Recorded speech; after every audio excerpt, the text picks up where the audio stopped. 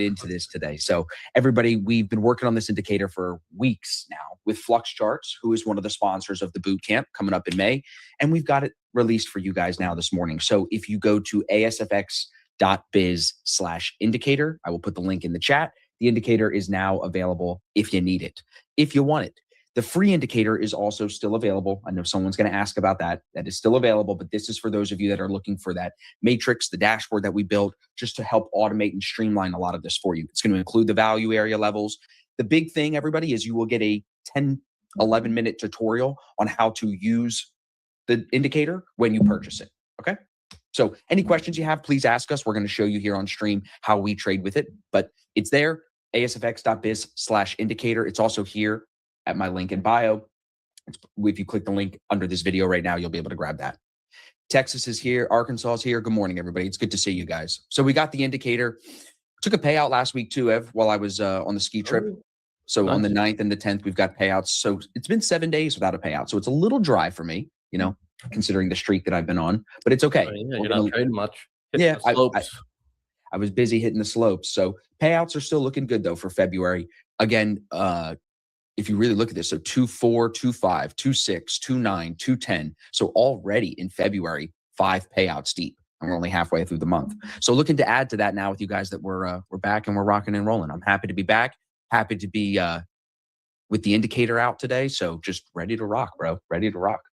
Yeah, interesting that we're coming off of a bank holiday, so we're gonna have like the overnight view up, daily view up for you guys. Probably maybe painting from Monday, but it's one of those interesting ones. Do you want to pivot it to yesterday's or keep it?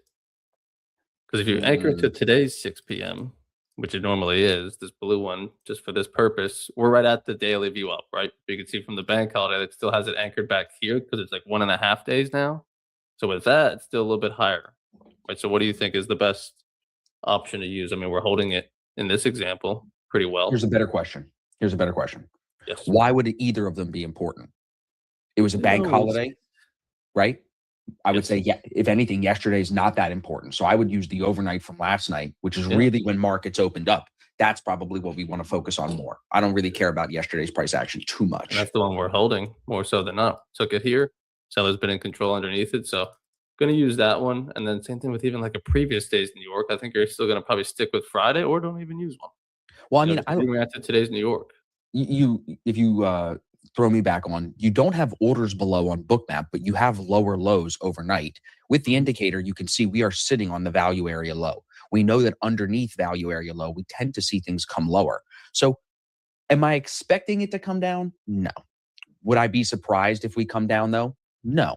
So I'm really just watching here. If the sellers want to take control and hold underneath value area low, it's going to be super easy to be short anywhere under here. You know what I'm saying? Anywhere. Longs are going to be a little bit tougher. I don't think we want to be long right underneath that value area. I think we want to be long up into the point of control area to trade back up to the value area high. So I think you just want to wait here and not necessarily be in anything at market open, only to let this thing shake out and tell us who's really in control. Over the weekend, how is it processing all the news? Over the Asian session, the London session, how are they processing the news? So I think you really just don't want to be in. This is a perfect example. I mean, using the indicator, you can see trend is mixed on 2 of the 3 indices. So that's a really good read right there. But I was going to say it's a perfect example of a 50-50 coin flip open. I could see the open going up. I could see the open going down. You want to start your week with a coin flip? Go for it. That's just not where I'm trying to be right now. What's up, Randy? Good morning, boys. How you doing? It's a big day, bro. So we got the indicator out. People are excited. So I'm pumped, bro. I'm stoked myself. I was up this morning, just laying in bed thinking about it, big smile on my face, and excited to launch this. So it's good. Now we see, do people have questions? Did we miss something? Does it break? We'll find out. That's the fun part now of launching something new. We'll see. But yeah, I'd like to see shorts probably. Just, I mean, that's the easier direction to see, just the way we were behaving last week underneath view up so far to start the overnight. But treat it like a Monday. First trade of the week should be a good one that you're confident in, not guessing like Austin said of a coin flip. So we're definitely going to wait for a good amount of information to really convince us on either direction. I mean, you got NQ flipping back bullish now a little bit more so above its view ups, as well as ES. So I just rolling along it as well. Always. I wouldn't take the price action of yesterday and last night and make you think we are in a strong downtrend. We are still sitting at Friday's low. I look at that as like we are neutral. We could be long, we could be short today. It doesn't really matter. Yeah, no, I'd want to see 6,800 get taken out with some with some selling strength to even look, because even I ended up taking a long and a short yesterday in Asia. Just and you can even see the direction. You could kind of see it play out, but there was, as much as you wanted to say like it was bearish overnight, it really wasn't. There was that move down after the open, and yeah, that was it kind of. And then we've just been trading below previous day's How value. did you make low. out on those trades? Long, short? Both winners. Oh, good. Yeah, so it was a short right off the open, or sorry, a long off the open into some orders at 68.70, and then a short off of the overnight VWAP. And I was originally targeting previous day's point of control, but it pushed right through it, so I added in and took profits at previous day's value area low. Okay. So do you not like shorts above 6,800? Like you wouldn't short it from 30 to 6,800? No, I'm just saying to see a strong downtrend, like how you're saying, like just looking at it that way, because you would think you'd want to see 6,800 get taken out. You're saying that based on Friday's low kind of thing. Yes. I see what you're saying. Okay. Yeah, if you move this to RTH, I think we get a better read on everything that I want to look at today, because I don't want to really look at it overnight last night or trading yesterday. I just want to look at today's action. So I'm looking at 33 now as opening range low. Maybe that wants to hold, but maybe not. Like I could definitely see us wanting to sell it under the value area low, under what would be Friday's end of day kind of push down. So under previous day VWAP, could see it going both ways here. Still, the daily chart is terrible. I know we're all on the 1 minute, but like just the trend we've been having is awful. Well, yeah, I can see a bounce from here when we find longs. Mm-hmm. Of course, but like shit, what happened to these days? Where just every week we came back in buying it. Now it's not so much. Well, when you look at that, we're trading now at a price we traded at for the first time in October, bro. So it's like only now do people, like, we've been in this range, but I feel like more and more people are talking about it now as if it's a bigger deal. But it's like, go look back in 2022. We did the same thing before there was a little bit of a correction. So sometimes stalling at this high will lead to people thinking, all right, maybe markets will pull back a little bit deeper, which can create a bearish bias. I'm not going to give into that, though. I still see higher lows. I still see higher highs. It's just sideways. For sure. Yeah. But opens longs above POC at 44 up to 60 will be interesting. 60 is, I have previous day New York. I have more orders above than below. Like they're all getting gobbled up right now on the book map from 52 to 55, 57, 60. Yeah, something I was asking earlier, Randy. This is like previous day's POC, right? And value area, but like with yesterday being kind of irrelevant with the holiday, like are these valid levels? Would you calculate? So transactions took place at those levels. Just how many transactions took place at those levels? Because we didn't have the volume. Would we switch to previous week POC value areas and stuff like that? I'm going to put those. Well, that's all above us, anyways. Okay, so that's all above us, right? So we're still trading below all of last week's value areas. Okay. What I will do actually is, because what I've done in the past is I've left up Friday's value areas because I draw them normally. Oh, dude, those weekly value areas are so far. Yeah, it's got to be up by like 7,000. We were rejecting on all the way Monday, up Tuesday, to, Wednesday. Yeah. That's where we were getting beat up. Before we can't get back above 6,900. Last week we were fighting 7,000, and then into the end of the week we were fighting 6,900 last week. So you can see everything, but YM is above all VWAPs. Silver's down, Bitcoin's down, gold's down, so metals are down. Stocks are pretty flat. Not overly bearish on them. Just looking at it. How's your CVD read here? It's plus 1,600. It was negative coming into the session, then reset, and it's been increasing since. Okay. Are you happy to be back at the desk, Randy? Oh, yeah. A week off is a long time. I'm getting excited for Mexico because I'm taking my computer screens with me to Mexico. I'm literally taking 60% of the desk, 60% of it, 70% of it. I'm taking. That's cool. Me, so nice. I'll be working from a laptop, but I'll have my 32-inch screens that I'll be running on a mount off of my laptop. So it'll be good. Yeah. So everybody, a quick update I'll give you is I know a lot of you are coming to the boot camp in May. We are done selling tickets. So the button will be turned off at some point today when Riley shuts it down. The next thing that we'll do now that the room is full is I'm working on a VIP dinner for Friday night. So if you will be there Friday night, if you're interested in coming to that dinner, just keep an ear to the ground and an eye on your email, and you'll hear about it as soon as I have more details. You like that? Ear to the ground, eye on the email? What else you got? That was Keep good. going. That Keep was going. good. Is anyone already in along this morning on ES or NQ? No matter how you cut it, whether you're trading view ups or not. I'm looking at chat, but I Steady lift here. don't see anybody in anything yet. You never know. Denny's, thanks, bro. Denny's was at the first one, bro. So it's cool that he's coming to this one. He was at the first one where he had like 15 people, and now we got cool. Now we got 100. He's in Florida too, right? First one was in Philly. He came to Philadelphia for that. I bought that, and I remember it was like a little movie theater, Mhm. and everyone got T-shirts. I was like, "Fuck, get away!"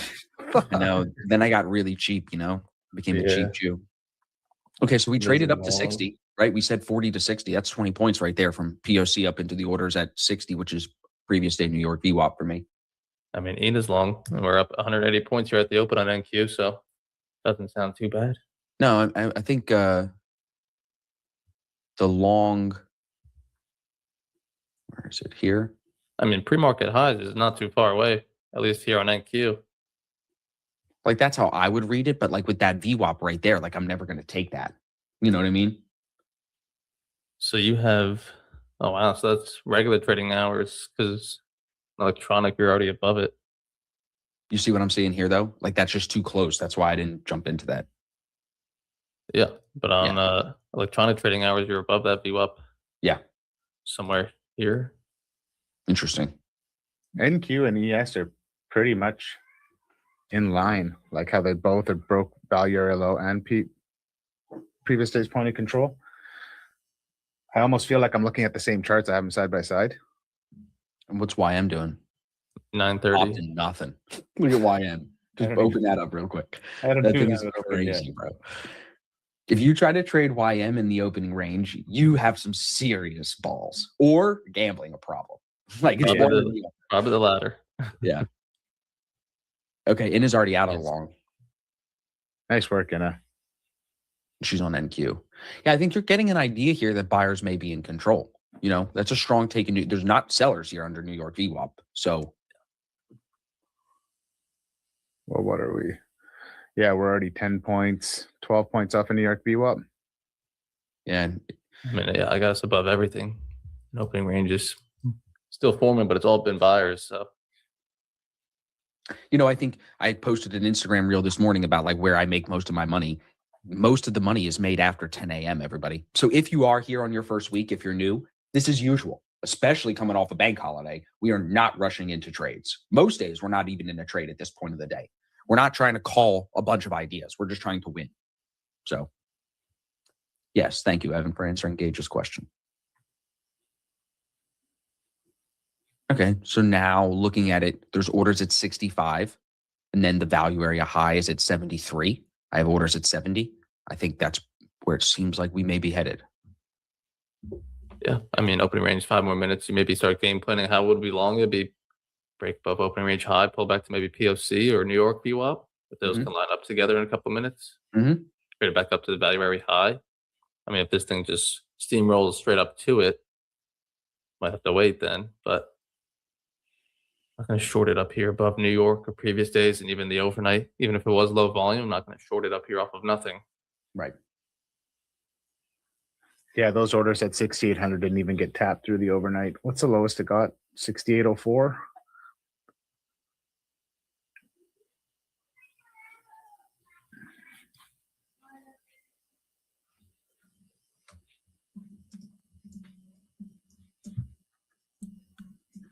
Now the entire dashboard is green. Drawing up. Yeah, and remember, today it's going to read a little funnier. I don't think it's reading the regular trading hours correctly because yesterday there was none. So I switched back to ETH because now you can see we're still inside opening range, but everything is trending up. Orders are above. So it's telling us buyers are in control. You don't want to be a seller here. Question then becomes how I can focus now that Austin's hair is fixed. Why? What's wrong with my hair, bro? You're fine. My hair's great. Do we buy dips off POC? Yeah, New York Yeah. VWAP. Yeah. Well, New York Also VWAP bottom and of opening POC are range. lining up nicely. Mm-hmm. Now, if we pull back to New York VWAP now or in the next minute, and we play a retest off of it for long, it's going to come before the first break of the range, Right. which has been a topic of discussion in the BSC of ideally we break out of one side first. Uh-huh. But I want to trade, Evan. Exactly. And it's not like it's a bad trade. We did it last week, Tuesday, and it paid. We did it Wednesday, it didn't pay. Nothing's And 100%. what you're speaking about specifically is buying it or selling it before the opening range is broken. Yeah, but like after the range is set, at least, Yes, right at yes. 947, and it's Yes. bounced off VWAP, I understand. but there's no break yet. I understand. And then just trying to play the range. Sure. Yeah, I guess. Yeah. It's just like, I guess let's see where that direction of the first break is, and we'll try to go get the second one. But Mhm. it's also like, well, let's see what side the first break even is at. Okay. Silver's dumping down 4.4%. Gold down 2.25%. Bitcoin's dumping. Look at that last couple of minutes here. Bitcoin 68 to 67,000. Tough. Have you looked into that Ray Dalio's theory of this collapsing world order, like dude. economics and No, dude. My true financial idol, Jeffrey Epstein, called Ray Dalio a pedestrian. So I'm going to just listen to that guy. If he says Dalio's a pedestrian, what does that make me?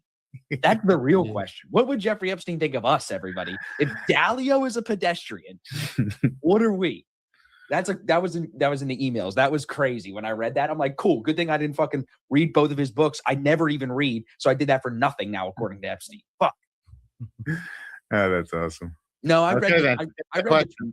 Let's just throw that one away then. We'll No, save but that I for read. another I day. read the Dalio. He had that write up that everybody's been Yeah. sharing. He was interviewed by Tucker Carlson. I read it. I had ChatGPT summarize it, so I fully understood it. It's the same thing he talked about in his book. He's just now saying we are at stage 6 of the cycle. Like he's pinpointing where he thinks we are. But the problem with him is you scroll to the bottom, read the conclusion. It literally says, this is the way history has happened. However, the U.S. is might in a way not. different position right now than any other dynasty ever has been before. So maybe it'll be different this time. That's basically what the conclusion was. So I was like, this is a bunch of Dalio just being an old man like my dad used to be, writing because that's what old men do.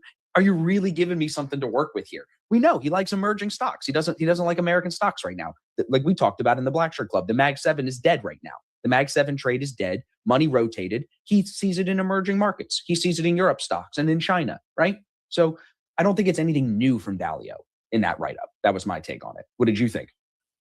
I didn't really have a take on it. That's why I was curious to get your opinion on it. I heard him on with Friedberg on an episode of All In a while back, and then Yeah, he thinks we're going to that. civil war. Like you Yeah. said, they both think we're going to civil war. I'm not going to operate in that state. I'm going to operate in the state of like, we will figure out how to not have that happen and how to have the U.S. become the longest dynasty ever. Even if the dollar continues to lose value, there has to be a solution. Bitcoin, gold, something. There's something where American can hold supremacy, and American markets can still be the ones people want. So and like Santiago said in the chat, Dalio's a fear mongerer. Where do you get clicks on the internet, Randy? Not when you just talk about how great things are going. You get clicks when you talk about how bad they are, how bad they could be. Civil war. If we just titled every stream Civil War, we'd get more viewers. You know what I'm saying? So it's like, always remember that. That does have a nice little ring to it, by the way. It does. Silver Civil War. No. Leave the first part out. Let's just go with Civil War. Well, here's a pullback. So this is good. Yep. No break of opening range yet, everybody. So still just chill for a second. Luke said UK will have the Civil War soon. Yeah, I would agree with like that. Dalio never talks about that. The UK is way closer to a civil war than America, if you really follow the news. They have a massive immigration. We have an immigration problem, but we shut the border. We're fixing it. They don't have a stop to it. The UK is fucked. So they're going to have way more problems than we will, I think, in some ways. So I'm not worried about it like Dalio is, dude. I'm not. It doesn't pay me to be worried like that. That's how I think. I'm too young. We're all too young. Tits get clicks. Shaw said it first. At the end of that candle. Yeah, what an opening range there. Right to the value area low and then a bounce off that overnight VWAP. So you're seeing good levels now. You see our range here, 34 to 62. ES is very close to that bottom. Yeah. And keeps kind of hovering in the middle, but still holding its overnight VWAP. Yeah. Is anyone in along or trying along here down at the bottom on either asset? Still no breaks the range. Like we said, it just set. So you got a new 15-minute candle ahead of you. I wish it would have broken the bottom there. I wish it would have broken out and then come back in. Yeah, maybe in a minute. Morning, guys. What's up? Hello, Bruce. Morning, Bruce. Bruce, can you believe we sold out the boot camp, bro? It's all thanks to you, bro. They're coming to rub your bald head. I actually did get 1 or 2 guys saying that's the only reason they're coming, to rub my bald head. I actually paid because listen, we don't make any money, but I knew we needed to do this. I had to pay to get a photo booth to come just so you could have like the bald photo booth, and you're just going to sit there, and instead of a dunk tank, they're just going to come take pictures and rub your head. That's the contest, isn't it? You get to rub his head before trading. You get four rubs of the head Yeah, before live four trading. rubs. Big, No more, no get less. big luck. Okay, Brian Short in the chat. Our Yeah, Black man. Shirt Club, Brian. Sellers are Yeah. stepping in. Yeah, Nasdaq's down 0.7%. So Silver down, Bitcoin down, gold down. They're still moving lower. Stocks are starting to turn red. Tesla's down 2.5 almost now. Google's down 1.5 now. There's your opening range break. So let's give it a few more minutes. Now I'd like to see this thing. NQ still in its opening range. Hasn't broken to the downside yet. Very close. Patience. Michael already grabbed the indicator. He's already using it and loving it. He said, "That's great, Michael." Let's go. I mean, this Yeah, is right so- where we were playing around with pre-market. Every time we've held this overnight view up, I mean, you clearly see we try to get above, but where we just finished is right around this like 840 level here on ES. Could it still be making lower highs? Could be, but still Could like be. a bottom down here. Slow first break. Let's see if it really sustains lower before we start hopping into shorts. Would be my read. If you're wondering, everybody, with the indicator, we are running a promo for those of you that are going to grab it now. First of all, when you come to the website, you can see, click each one of these. You'll get a breakdown of all the different components that go into the indicator. We cover a Yeah, I lot don't know of if that was clear. It What? says learn more, but maybe it should say click. I don't right. know. Because then when you click these, you get different pictures. You get to see what it actually looks like. Same thing for down here. So it covers everything: automatic VWAPs, key levels, and session volume profiles on previous day and previous week. You get market positioning through the dashboard that we built, trend biases in the dashboard, and then, of course, the multi-ticker view, which is what everybody likes. Right now, you can sign up for the regular price, or you can save a shit ton of money if you sign up for the year. I'm not a big fan of this yearly thing, so I am going to end this on Friday. Like me and Michael, the guy that runs Flux Charts, you'll meet him if you come to the boot camp. Michael's big on this, running a discount for the year. I'm not. I just think you should pay for it monthly, and if you want to cancel, you cancel whenever you want. So we will have this discount running where you save 25% basically, but that will end on Friday, and then you just will have monthly.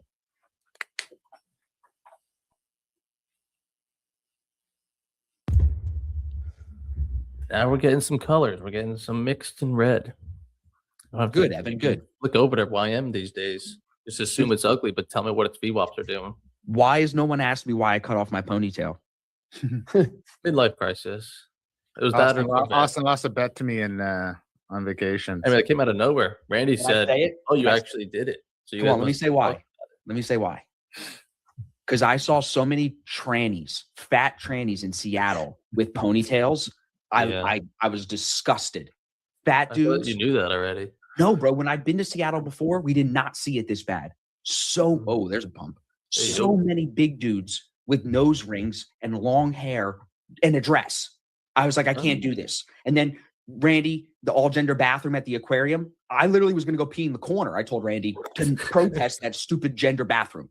How would you have an all gender bathroom? It's confusing. It's all weird. It's just so weird. So I was like, I'm going back to being a regular dude now, cutting the hair off, bro. Fuck it. I gotta say with Austin, we have all gender bathrooms up here in Canada and BC, but you still have a men's, a women's, and all gender. Like there'll be one stall for all gender, whatever it is. At the aquarium, you only had one choice. It was an all gender bathroom. And what bothered me the most was it I saw shared? a little girl walk in with her mom and say, "Mom, what do I do?" And I was telling Hillary after, like, Miles is a boy, but if we have a daughter one day, it's some grown man is going to be washing their hands beside my child. Like it just, I don't think I don't think it's right. That's all. That's my personal opinion. Whether I agree with it or not. I've never been in a situation where I was forced to have just the one option, and that really upset me, to be It honest. should be like a one-person bathroom. Correct. Yeah, no, it was sharing all the sinks and then a whole bunch of stalls on each side. So it's like, some creep could be in there with your kid. Like I'd rather shit my pants and walk around with that than go in there. Exactly, right? So Not- it was that really We're not making this political, but I tweeted this morning. Guns don't kill people. Trannies are killing people, and it needs to stop. This guy just shot his wife and kids at a hockey rink, bro. Yeah. And his name is Robert, and he goes by Roberta. Come on, bro. What are we fucking talking about, everybody? Like, this is ridiculous, isn't it? And if you like, I don't even understand how that's an argument. It's just crazy. It's so sad too. So good shorts there, everybody. I see the chat. Funded by billionaires. Yeah. I'd shit on the floor in the aquarium. Right. 15 points on that. Nice, Matt. Matt Dennis. Matt Dennis, you're a new name. Where are you from, bro? Still the first break, but it's a nice one. Big. Yeah. No news. I have financial juice open. Nothing came through there. Matt Dennis sounds Canadian. Wow, Ashley, my daughter plays at that rink. So scary. Fuck, dude. What? Oh, That's crazy.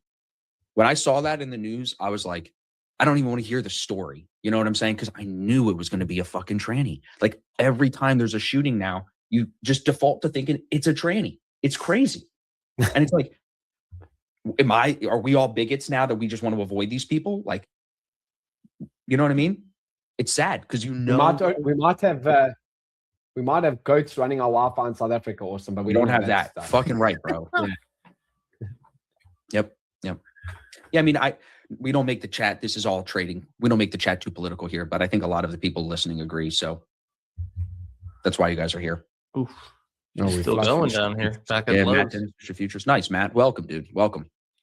Get your kids out of public school. Yeah. Orders below now on Bookmap. If you have me up on screen, you can see 70, 67.90, 67.92, 60. those have been there since the overnight session.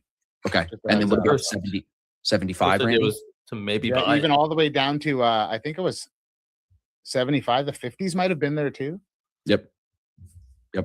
Evan, what were you gonna say? Tried to buy it. When our first idea was like, oh, maybe we could buy it 4 minutes in. It's just like, just wait. Monday morning, it got a little bit of lift, and then now it's just selling back off.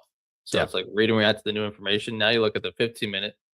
Don't want to say where you are, but like worst case is we bounce from here. We're fucking in the little mini range again, like we were last week. That ideally we do make a new low. We could find some trending shorts because I mean, it definitely looks like sellers are defending this lower high level. Get this thing out. Yeah, good shorts. Chad, if you hit the shorts, let us know what price you got in, what price you got out. I'd love to see. Send a markup if you can. I'll pull that up. Didn't really miss anything. It was like a strong take of New York on ES. You know, like pretty much all body. Something to look at. Like, well, didn't really even try to turn off of there. Would it be still? worth It's a tough short. Not to say I was right or anything. I'm just saying, would it be worth it to go back to the RTH? You see it pin that previous day VWAP instead of being above it because you're not focused on the ETH, which is the bullshit hours. So you just look at the RTH. Look at that. Pins that. New York VWAP and POC are taken a little bit more clear here to be short there, potentially at least. You see what I'm saying? Just looking at the RTH.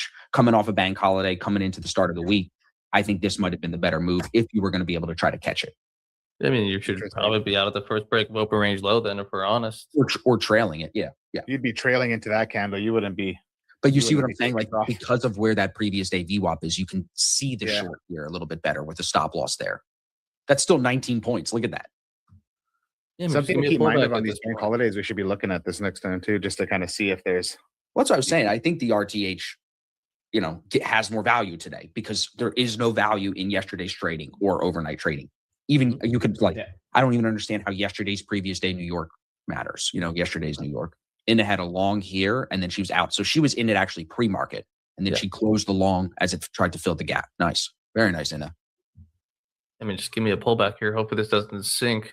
We literally spoke about this last week on the stream. It moved like 100 points a clip and then just sat sideways. Yeah, I know. Where's the structure? It's been one directional moves. Well, it's in a range, like you just said a minute ago. So it needs to get legs out of the range here, and then you'll get the structure again, right? Like it's been in this range since Thursday's afternoon, really. Thursday afternoon kind of set the trend for Friday. Now we're starting to break out lower. No news really coming in, though.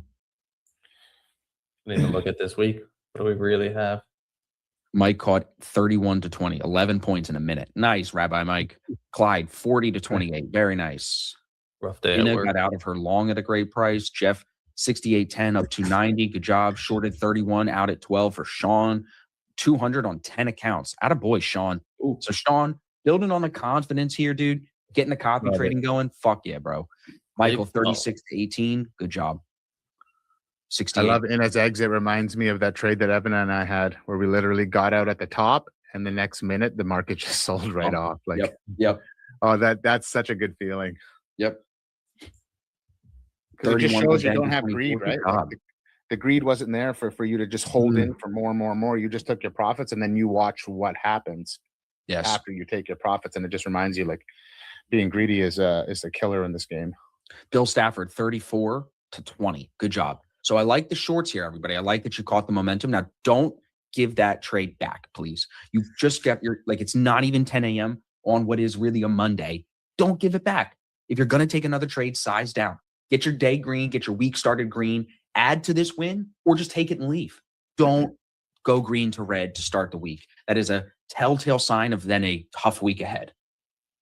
You did good to not fight the VWAP. Like, don't give it back. Yeah. Or go trade another account. Or trade another account. Yeah. Yeah. I Absolutely. just made a YouTube about it. I think it's coming out today. That's like realistically, most people are trading the 50K accounts. You guys are all trying to make $3,000. That like, even if you slowed it down to like, I'm going to try to take one every month, give yourself 3 weeks. It's $1,000 a week.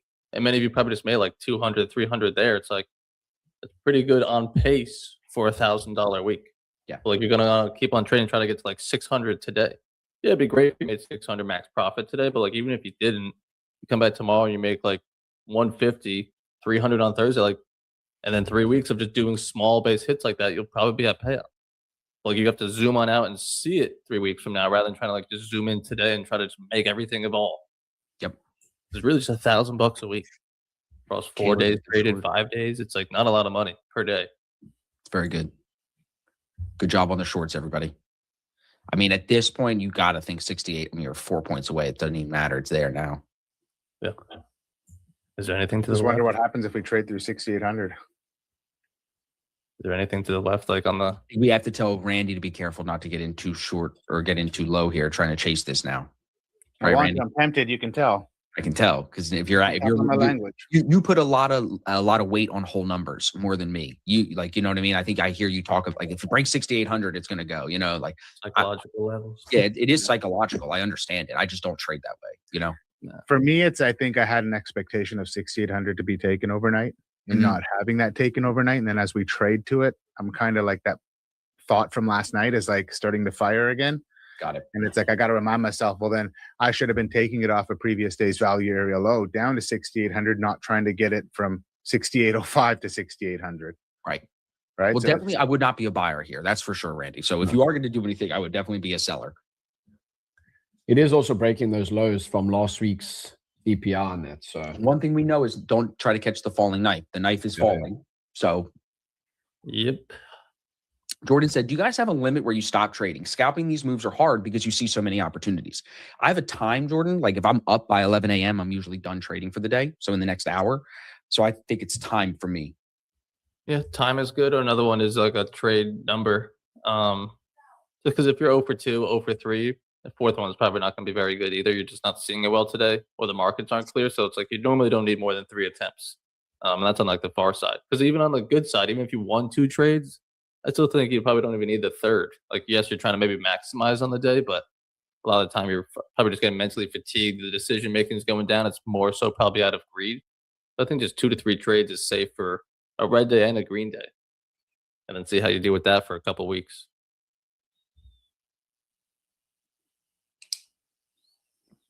yeah, I think the top Michael, one's a good one. yes, on a 50K ignite, 375 sounds about right. It's a 15% consistency. Yeah, yeah.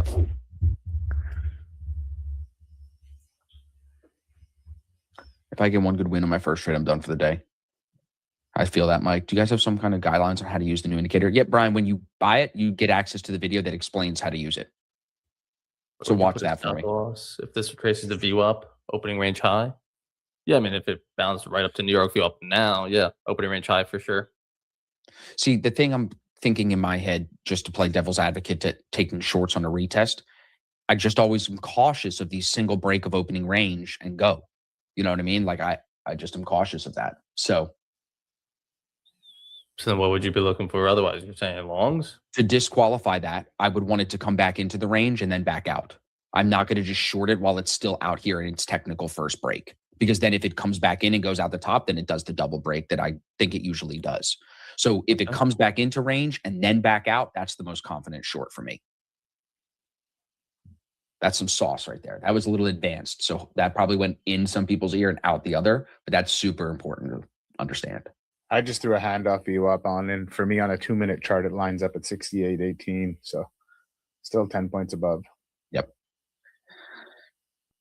Yes, but Brian, once you get the indicator, if you have any questions, please ask us, like specifically, how do you use this? How do you use that? But when you buy it, you'll have a video that'll explain to you all the settings that you can play with. You can see there's a ton of key levels that you can set if you trade with those key levels. There's higher time frame VWAPs in here. Initial balance and opening range can be labeled, and then your value areas are underneath that, and it's fully customizable. This is kind of why it took so long. We made sure you can change the dotted line, the thickness of the line, POC versus value area. So it's all customizable. So you don't have to think. You just see it. You know what your dotted lines mean. You know what your labels mean. You know where you're positioned. And I think for me, like in a situation like this, it helps me not fight the VWAP. Like seeing that we have such strong sellers, seeing that all the indices are in a strong downtrend and that we're underneath that value area. I don't want to be a buyer here. All I want to be doing is selling. So in situations like this, it's not an entry tool, but it's helping me stay on the right side of the market rather than FOMO into a long just because it's an idea.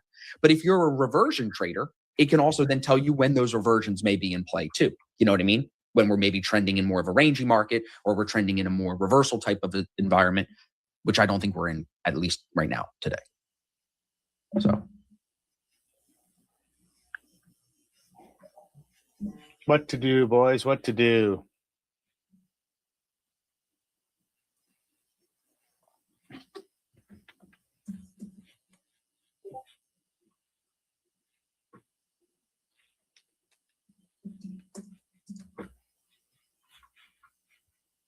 It's not something you would look for longs, Randy, or not today, just because of that strong 50 minutes. Yeah. Can I, since we're waiting for a pullback, let me just give a highlight. So we have a new Black Shirt Club member. His name is Brian. I'm not going to say his full name. He's more anonymous. But Brian is a perfect example of someone who comes into the Black Shirt Club and just hits the ground running, dude. Like I gave him a slight template for his daily report cards. He's already jumped in, filling it out. He's already documenting his trades pretty clearly with good text on here, right? Today, here was his short. You see his stop loss. You see his exit, target at 1R, rejected Friday's New York VWAP. So he's labeling things correctly. He's hitting it. He's posting it, and he leaves. So I just wanted to give him a shout out because I think sometimes people think the Black Shirt Club is this intimidating thing that's hard to get to know everybody and it's hard to feel your way around. No, literally within a day of signing up, he was in, the next day doing markups, the next day doing daily report cards at that level. So there's no ramp up period. Everybody, you just come in, we hit the ground running. You start doing the markups, you start doing the report cards, and you start getting feedback from our team along the way. If you just take a look in the Discord, I know some of you have been thinking about joining. A lot of people have been loving Inna's trading. So you can see she's getting feedback in her thread every day. And you could see other members here doing the same thing, right? Daniel, Jeff, other Daniel, right? So guys are in here every day giving each other feedback. So if you're trading alone, that's really where our mentorship community comes in handy, right? The stream is fun. It's great. We're making money together. But if you're trading alone and you're not finding that like constant improvement that I think some of you are striving for, that feeling of growth, that's where I will sell the Black Shirt Club very hard and say, our product is well worth the $500 a month. You come in, you'll see that for yourself. You go check the Trustpilot, you'll see it for yourself. But if you're maybe not ready for that, just stay here on stream. I know some of you are not ready for that. You're not ready to get ripped up in the feedback. You're not ready to get, told you're wrong by people who know more than you. And if that's you, don't pay us. Stay away from us, actually. We want people that are open to feedback, open to saying, hey, you're doing well here. You're doing some things here that I would do differently. Maybe try to find a middle ground and make some improvement. Those are the people that do the best with us, that get the most out of their money. Because then they come in and they're like, just tell me what you would do here. I'll take it in. I may not do it exactly what you're saying, Austin and Randy and James and Ev, but I'm going to take it and I'm going to try to make it work and see if it helps me. Those people, they get way more than the $500 out of it. I think if you want to stay comfortable, don't join. If you want to come in and be put in those uncomfortable situations to get the growth, come check it out. That's the best way I can put it. Because when you're at home by yourself trading alone, you're comfortable. You make the mistakes, you're comfortable, right? There's no one there to call you out on any of the stuff that the mistakes you're making. So fire hot seats last week had Ben in there. Ben was great. I think we have Max tomorrow. I'm looking forward to his. Max has a couple day of good 4 tomorrow too. Day 4 tomorrow, first one for him. Time to grill up that Canadian bacon. You know what I'm saying? Oh, I keep every 2 days. I send him a text and I'm like, you're in the hot seat on Wednesday, right? You better I followed up with him too. I think Brian also takes feedback back Oh, yeah, very Brian well takes as feedback well, very which well. Yeah. yeah, which is pretty. You answer his thread and he replies to you, which I think creates good Discord as well. I mean, look, everybody's busy. Other people are I don't talk to Dallas. You No, of talk to course. Dallas. You know what I mean? So, like, of course, That's not to throw shade on the people that don't reply. I'm just of saying. course. Everybody's in a different spot. Yeah, so it's coming off your handoff here, Randy. I don't trade it, but I see what you're looking at right here. Trev was asking in the chat, where would you put a stop if we were It's short? a really tough question. That's Yeah, what I was are you just looking playing at, it? trying to figure that out too. Probably there. Playing strictly momentum. Any pullback from here and you don't like it, or would you allow it space to hold New York? I mean, that's 20 points right there. It don't look like it, but that's a 20-point stop at New York VWAP. Yeah, like that. Kind of like what I did a couple weeks ago, where it's like I'm playing momentum. If it doesn't continue momentum right back to these lows, it's not the idea anymore. Then this might want to pull just- back to New York, put me in there. How quickly can we see this VWAP get taken? And then it's back here where I want to be short up here. You know what I mean? So, like, I'm just so hesitant to trade off these provisional anchors like that. Yeah, that's why I would say stop me out quickly if this Right. pulls back anymore. But you're very easy to lose and then see the shorts come in later. So you have to be comfortable with that. That you're playing a scalp with half size, maybe because you're probably gonna have to get in again.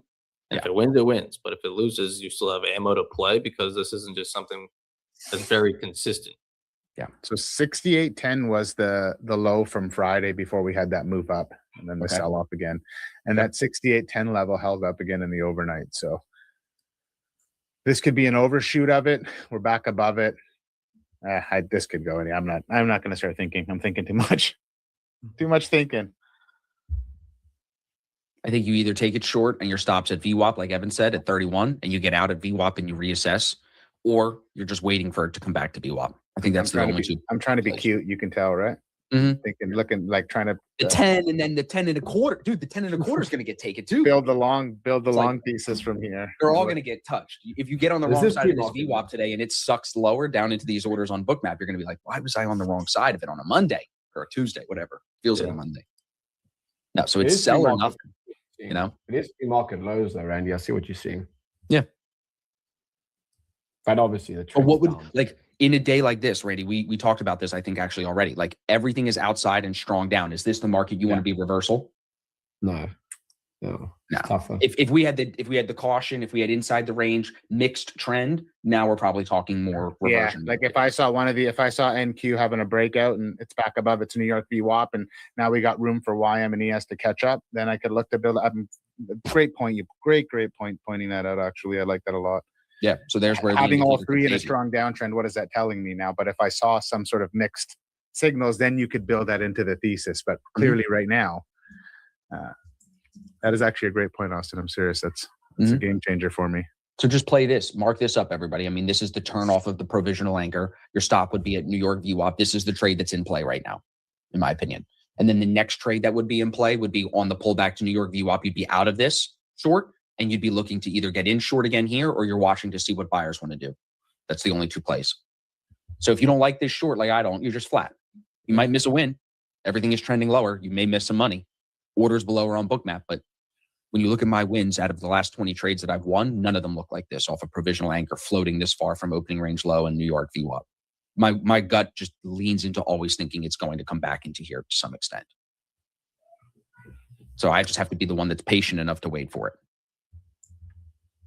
Yeah, something to even be said is this candle that's still forming is a new 15-minute bar at 10 o'clock here is when we bounced. So it's been a bullish bar. So you're shorting like a bullish 15-minute candle. So yes, I could definitely flip back bearish in these last 4 minutes, but I'd almost rather see it maybe come a little bit higher than try to short it at like 10-15 and then know pretty quickly if that's going to be a bearish bar or not. And sellers are going to step in. But yeah, I mean, you probably have like a lower day go up break sitting on it right now, right? Yeah, we're sitting on Just ES. underneath. You just blow it.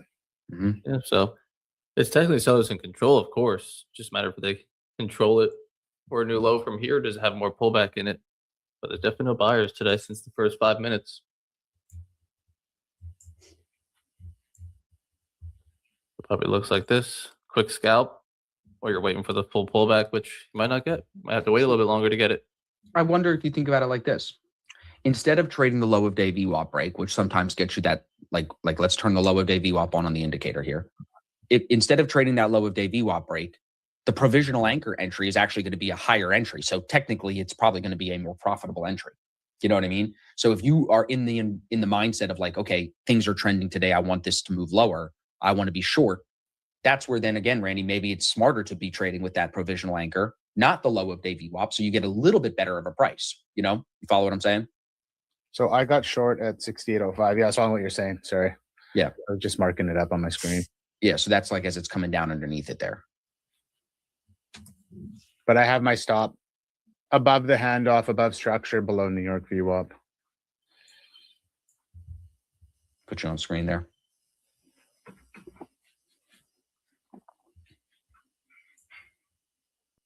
And then you have this, not to go against your trade, but No, go ahead. Iran's foreign minister, we've reached an understanding on main principles with the U.S. that pumped the market this morning, and then the market just gobbled that back down lower. That's interesting. I don't know why. Google down 2%, Nvidia down 1.5%. That's down 3.5%. Yeah, everything's down but Apple. I was kind of looking at that a second ago. Yeah.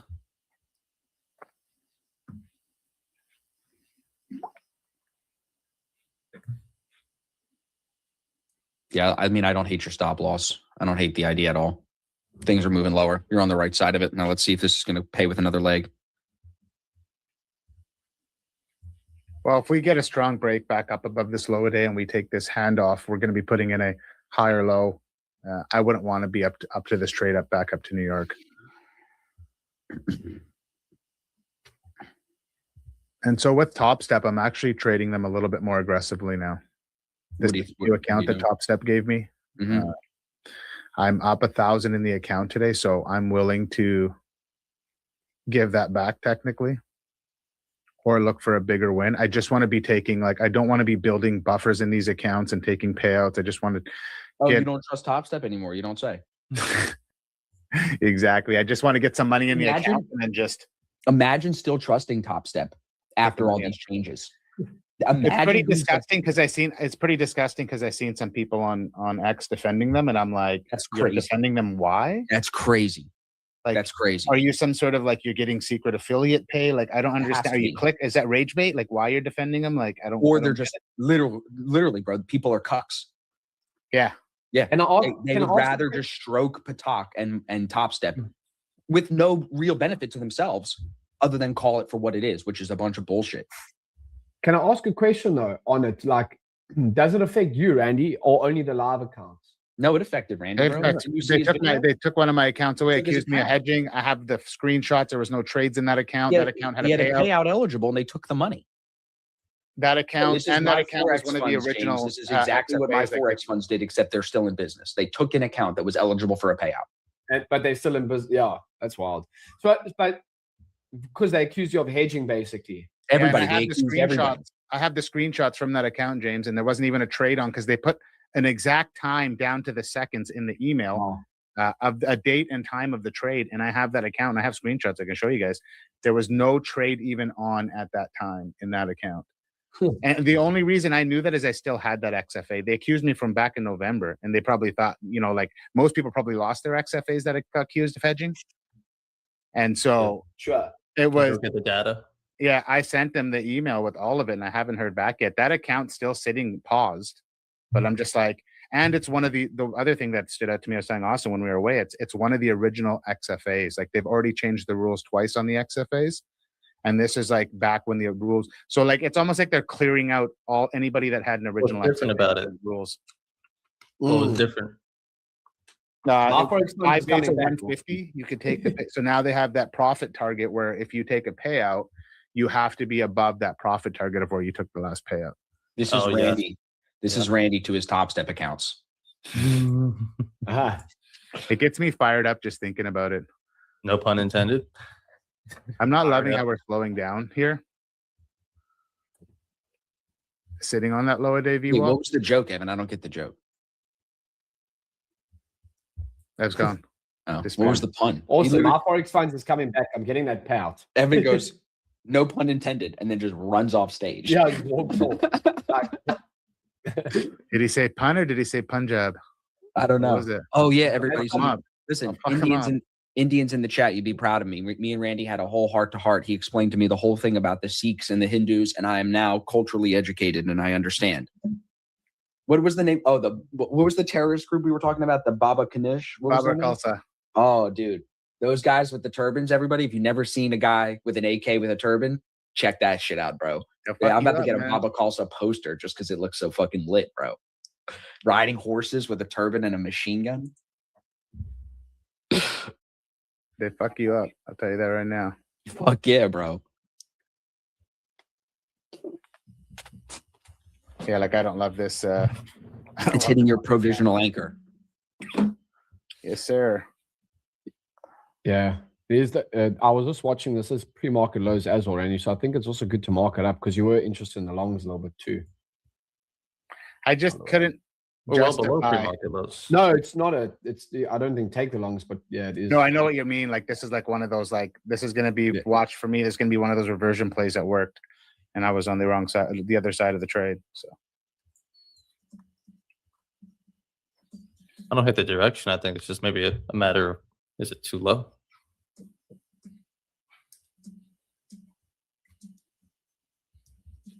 I mean, New York VWAP is close to getting outside the opening range low, unless it already did it on ES. And ES it already did. So it's a tough day to be a buyer. Sitting on this provisional here, Randy, I think we're gonna see. yeah, it's gonna pop up through it. It's gonna take me out. Okay, handoff. It's too early. It's like an afternoon play. Right. Yeah, I agree. That's why I didn't really buy sell off the handoff, but in hindsight, it would have been room to make some money there. That's why I waited for that lower day. I wanted to see price react to the lower day and play around under it for a sec. That's when I got in short. Trev, I'm going to challenge you. Where do you think you should put a stop loss if it retests his New York VWAP? And then I'll answer. Like to get short again? Yeah, he's asking if you got short around New York VWAP like in a couple minutes, I guess. Where would you put a stop? So I'm get you out. to think a little bit. Where do you think you would put it, Trev? Or where do you want to put it? Okay, good Wanna take, put it at Randy. 49. Good take the loss. You got to eat it. That is what it is. Okay, I'm watching this retest now. Yeah. Again, right at 10:15, another 15-minute increments, all buyers since 10:15. I'm not just selling it here on 49. VWAP, Evan. We need a turn. I mean, 49, what is wouldn't that, Trev? POC? You know, a lower high could be formed anywhere between that and lower day. I mean, that's a 33-point stop, though. You're risking the looking at- entire opening range. It's a little excessive. I'm looking at 50. I have it Yeah, in, I think my 15 idea here. back here above New York and POC. If it gets that high above VWAPs and inside the open range again, you probably don't love the shorts. Yeah, I don't know. That's why I'm not jumping. Just give it a minute here. I mean, we're Randy, you decompress. I am. I'm sitting down. I mean, look at this. I'd be hesitant on shorting it here, guys. Personally, Look at the 15-minute again, right back up. Swept the lows, right back to the overnight VWAP. Ran around with all this bullshit. Gross.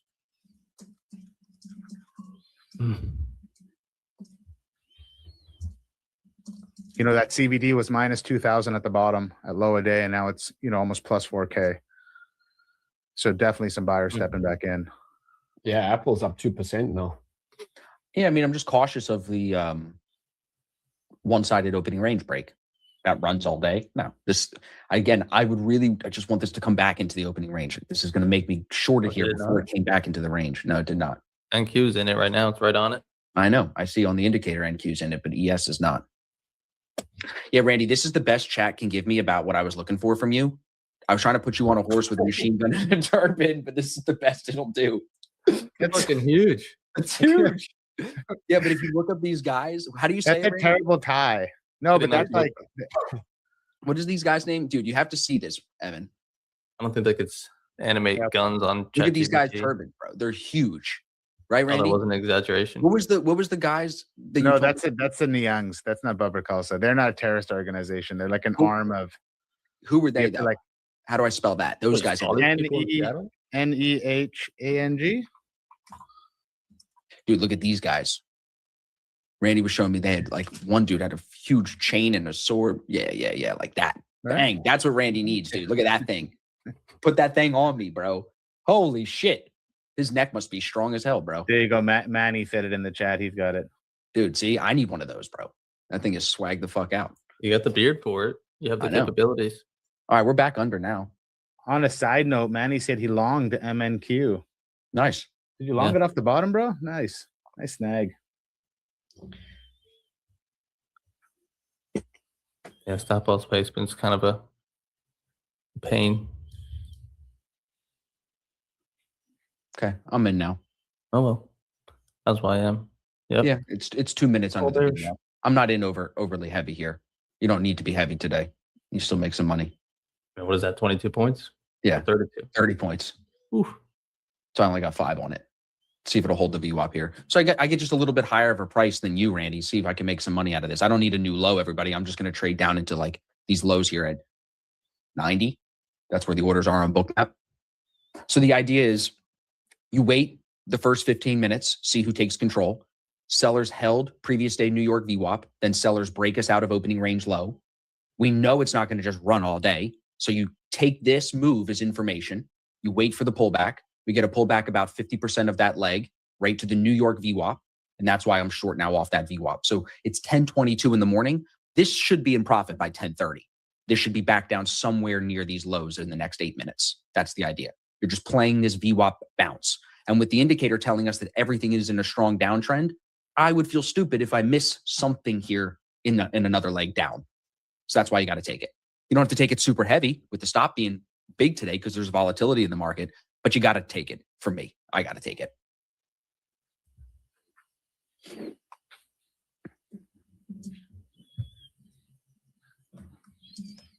Evan, are you going to get in or no? That shit's stupid. I'm shutting down my trading view. What happened? Just not letting me even change the calculator of it. And it wasn't removing my markups either. Fire it back up real quick. Hacked by China. But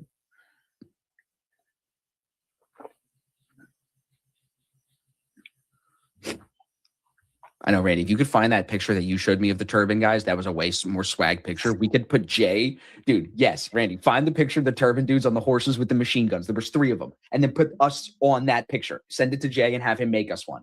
That'd be sick. We'll change up one of the thumbnails. Instead of it being Wolf of Wall Street, it'll be Wolf of Punjab. And we'll fucking come out of the fucking hills with the horses and the guns. oh man, you crazy, man. You crazy. All the white people in the chat are going to be like, what the fuck is going on? Oh, I think my boomer asked. Indicator active. It is. Indicator's active. Also, can send the link in the chat again, or you can find it probably My down below. boomer asked put the link, but it's not the link, so don't mind me Yo, sharing. what's the link for the indicator? VWAP. I don't know. I just copy and pasted the website, I swear. Well, everybody, Flux Charts will be one of the sponsors of the boot camp. So there will be an opportunity there to get to meet some of the guys. I think they're going to be sending one of their staff members, hopefully. You'll also get to meet some of the guys from Prop Firm Match. They'll be at the boot camp. Some Top One Futures staff will be there as well. So it's not going to be just traders. There's actually going to be some companies there that are representing as well.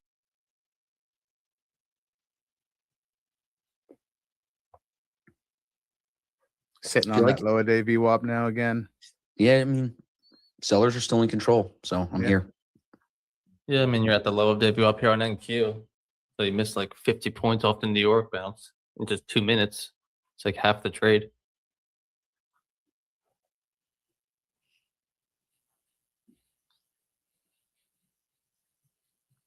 I'm just watching Bookmap. It just took the orders at 68.09. Yeah, here it comes.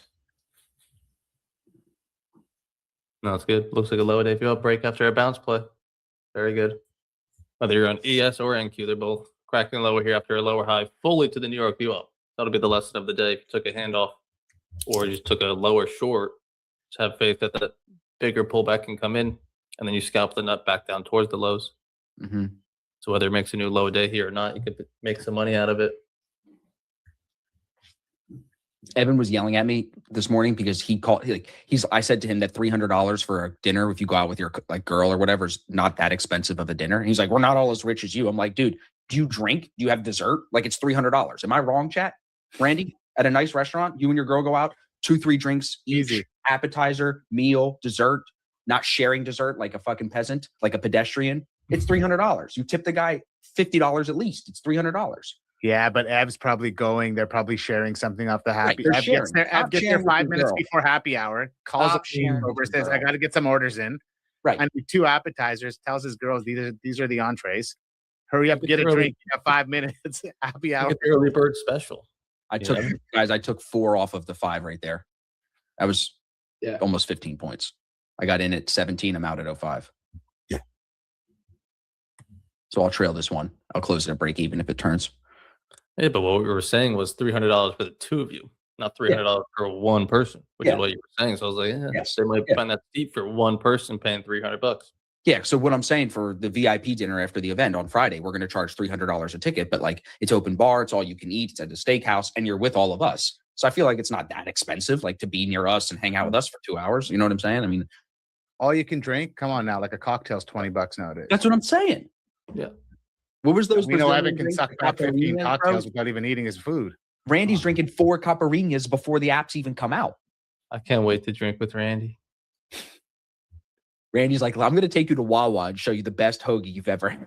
Mm. Oh, I keep telling Hillary about it. Riley was like, Wawa doesn't have the. I'm like, oh, you'll see. Have you had the cream cheese filled pretzels? I don't think they have those anymore, bro. Yes, they do. No, I haven't seen those in a while out here. Get cultured. Randy's like a cream cheese filled pretzel. What the hell? Yep. Wawa. Randy, on your short, so what was your reason for not taking the second entry out with Austin? If you like the short still, Just a pussy.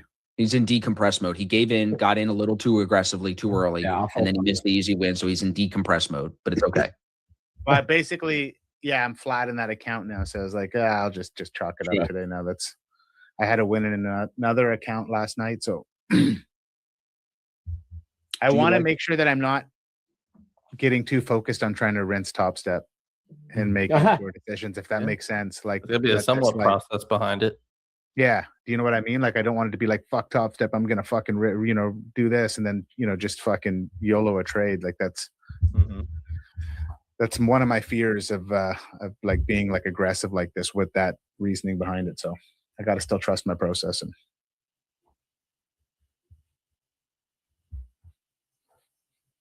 I'm about to get full out of this thing at the 15-minute candle here.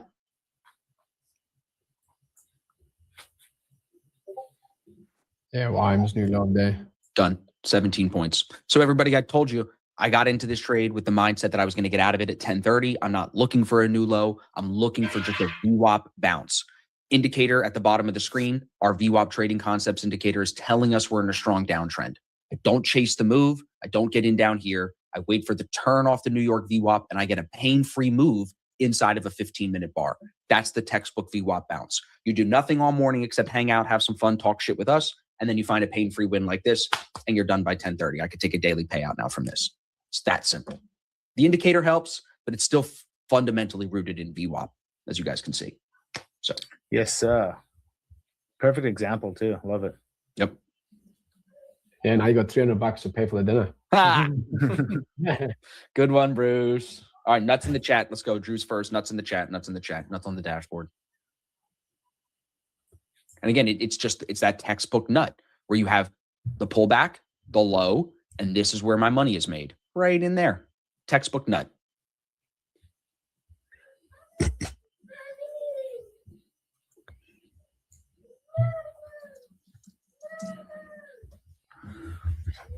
Evan, are you mad you didn't take it? Nah, I mean, yeah, it's clean on NQ. Fucking lagging. I mean, it's still not working perfectly, but maybe it's just an update I don't know about. I'll find another short. I mean, it's like 70 points into profit on NQ. I would have risked like 130. So like half an hour move. I didn't leave too much out there by not being in it. But I think it probably keeps going. I think it keeps going. Yeah, someone in the chat said, why done by 10:30? I usually make most of my money within a 15-minute bar. You know what I mean? This could be the third push towards this low, maybe making a little bit of a higher low. I think it probably goes lower. I don't know. But when I get a pain-free win like this, I waited all morning for it. It's fucking easy, dude. Like, I'm not going to just let that turn at all. Like, it was just a slow grind back down towards where my target was. I'm happy with that. 17 points. It's a good move for me. Look at it here on NQ. New low a day. Yeah. Sellers defend New York and overnight view up on top of each other. Stop all set value area low. Trade it back down to today's low of day.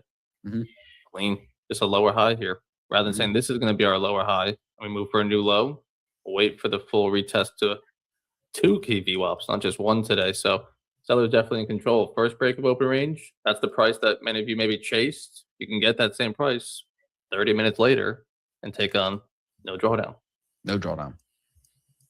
So Now, are hopefully, we going to go take the IB low? ideally, yeah, I don't want to just be ping-ponging back up between VWAPs and low of day. So hopefully we do make a new low and we could find shorts later on. Ev, you're gonna have to change your graphic for stream here. Top one just put out a new promo. 45% off Ignites and straight to Sim Pros, 35% off instant funded and the elite challenges. So All right, 60% off first account, Yep. but 45% off the Ignites. All right. Did our boy and Hell just get a payout today? Am I reading this right? How do I think request so. a payout? I think so. Guys, I Let's just reached fucking $2,000 go. target on a 50K instant funded. I think so. Let's Beautiful. go, Great my job. man. Good job, guys. Where do I request? Are you saying where do you request the payout? The dashboard. Denny, would you hit? Denny hit the short. Nice. Congrats, brother. That's huge, man. Big W. Trev hit the short too. Nice markup. Good stop. Good exit. Well done, chat. Alex Rodriguez, beautiful short, right off the same thing. Everyone's seeing the same exact thing. Marking them up the same as well. Good price, good exits. Keeping it simple and clean. Good job. Oh, good old Rabbi Mike. And Hell, give me your credentials. I'll do it for you. Of course he will. Gotta Yeah. watch out for that guy. I'm like it's a seamless process. I'll do it.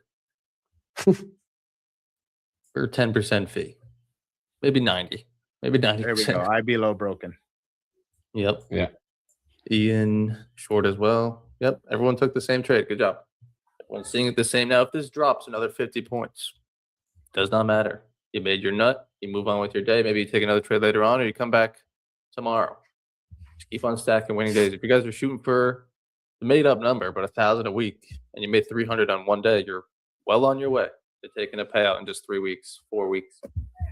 If you could slow things down each and every day, not let greed get you or FOMO. Out for 130 on 10 top one accounts. Nice. That'll do.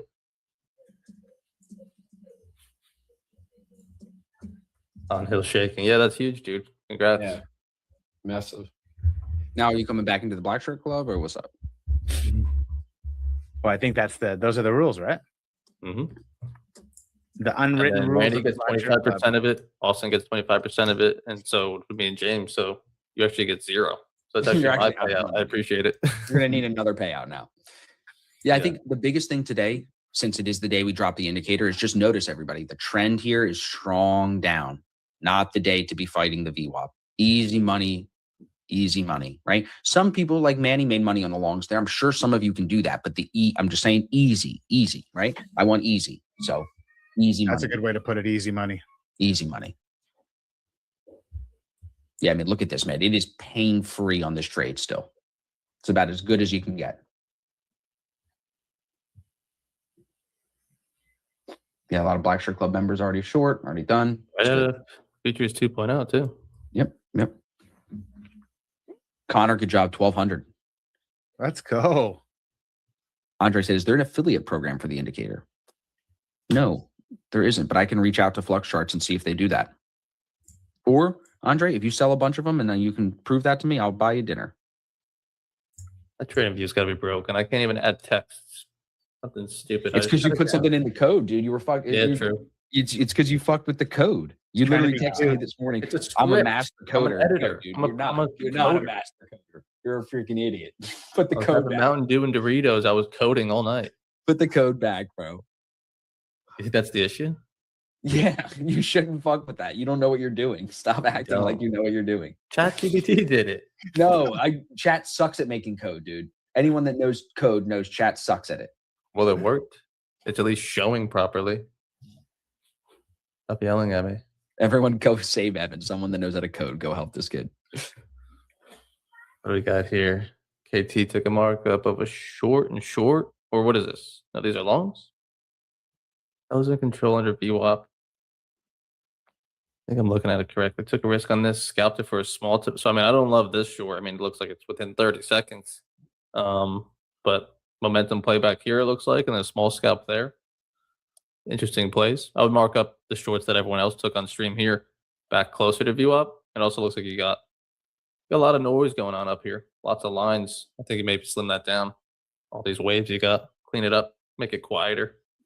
Simple as this, break, retest the view up, let's move lower. But this is the nut. You get from view up to low of day. Dude, Keeps I'm on breaking sorry. lower, great. But you don't want to be chasing breakouts. Now you trade to them. Is this not outrageous, bro? Look at this. I thought this was not a real story. Apparently, Ken Griffin, who runs Citadel, is building a $1 billion compound on the beach in Palm Beach. Ooh. It says it's being called the $1 billion estate. He spent years assembling the 27 acres from ocean to intercoastal on South Ocean Boulevard, known as Billionaires Row. Project near Mar-a-Lago involves tearing down homes to build a massive compound expected to be the most expensive home in the world. All right. As markets are at all-time highs. Look at this guy, bro. He's got 4 floors of 2020 Central Park. That's $240 million. 3 Carlton Gardens. It's a mansion in Buckingham Palace. Come on, dude. What's his net worth? I'm gonna guess a couple $100 billion. That's just dummy money. This isn't gonna be accurate. Okay, 50 49. million. Yeah, That's 50. it? Okay. That's nuts. Yeah. Hey, he uses VWAP, so for whatever that's worth, he does. It's in Brian's book. I'm not making it up. Chip away. That's a lot of base hits. He's a Hall of Famer. It's like Derek Jeter. Lots of base Literally. hits. Yeah. There's like jokes on my Twitter feed of this tranny shooter because like they got so many pictures of him like acting like a girl, and like they're making memes of it of like me when I've had a few too many beers with the boys, and it's like a jack dude wearing a dress. You don't get fucked up in South Africa and dress like a girl, James? No, we didn't. No, that's never happened with the boys. No. I think we're gonna get a dumper of a snowstorm coming this weekend too. Hmm. I'm gonna try. If I skip stream on Monday, it's because I'm going skiing. Is this What, in the backyard? No, I live 10 minutes from a mountain. Is there ski slopes there? Yeah. Or is it? Yeah. I'm being serious. 10 minutes from a mountain. I also live 10 minutes from a mountain, but there's no ski slopes there. Yeah, this is Randy when he's out on a nice hike having too many brews. Fuck off. Just whip the dress out, dude. Look at that thing, bro. What is that? Are you kidding me, bro? Why are we allowing this? Fuck out of here, bro. I'm just done with it, bro. Like, that is not allowed. You Yeah, cannot be a big man wearing a dress like that and acting like a girl. Someone needs to slap that person, put him in a mental home. Oh my God. Oh, wait. One more. I'm sorry. Look at this one. Even better, dude. Bang. How manly is that, bro? That is crazy. And this guy would beat you up for calling him him. He'd shoot you, actually. Even if you were his wife and kids, he'd shoot you. Yeah, that's Sorry. nuts. Is it too soon for jokes? Probably, but fuck, dude, it's crazy. It's fucking crazy. This is worth looking at too. Well, 2 things. SoftBank dissolves share stake in NVIDIA. That's interesting. Fear and greed index is now at a 33. Crypto fear and greed index is now at a 10. So there's extreme fear in the crypto market and already fear in the stock market.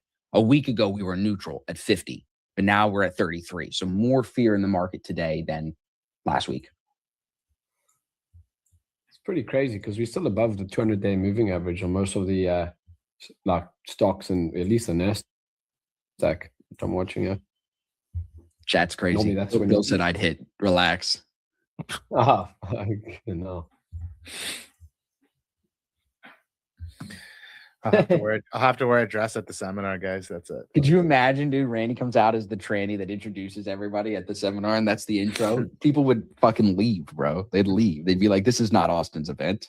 People would be throwing dollar bills on the stage, man. That's You're all that- fucking right, bro. For you, you're right. You be a good-looking one, dude. They like you. Luke said, "Can we talk about long-term blue chip investments right now, bro? Just the general market. Like in my retirement account, I've got the Qs, I've got VOO. That's all I've got. I don't have any individual names right now. I'm out of all individual names. Just because we've talked about this rotational market that we're in, where the Mag 7 is no longer the trade. So if you want to be in individual names, you're going to have to do a little bit of research, right? SanDisk, we talked about that in the Black Shirt Club yesterday. So there's other plays. SanDisk is up 1,500% this last 18 months. Like there's other plays, but you should be aware, as some of you probably are learning, like I am, markets change, the environment changes. So as that environment changes, money moves out of certain names. And I think money has moved in some ways out of NVIDIA and Apple and Google and Microsoft, and it's looking for other plays. Well, I sent a write up to Ina about Micron because she just sold her Micron. She had some calls on Micron, but this one analyst was calling for another 168% upside to Micron. I'm sure. Jim Cramer. Analysts just don't get paid if they're right or wrong. They just get paid regardless. That's like ESPN. Spew a bunch of garbage. Yeah. Like they'll say like Jalen Hurts is top 5, so I just turn off the TV. Frank says, would you re-enter a trade when price comes back to New York view up? Yeah, I mean, that would definitely be the best play if you can get it as close to New York as possible today. I mean, you got definitely sellers maintaining control. I mean, it's kind of slowing back at these lows, which is you want to get as high as and close to view up as possible.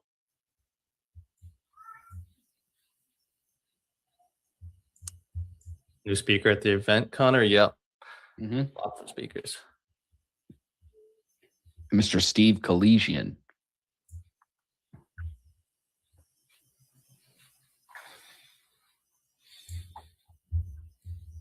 Yeah, so if you know Steve is he's known as the man with 1,000 screens. Like he's super famous because he's got like this setup that if you just search him on Instagram, like look, he's always known for having millions and millions of screens. This is his office. Patrick Whelan went and did a video with him. He's done videos with, look, here he is with Cardone. He's very well known as a stock trader. He worked on Wall Street. He worked all over the place. He lives in Connecticut and in Florida. This is his office. He's just going to come do a podcast with me. Yeah, look, here's him and Patrick 7 years ago. So we're going to do a little one-on-one sit down. Are we allowed to ask him like tech questions about how do we set up 1,000 screens? Yeah. What's the best HDMI cable to use? Yeah. I would assume he's going to tell you he has no idea and he pays someone to come in and do it. Because I wouldn't do that.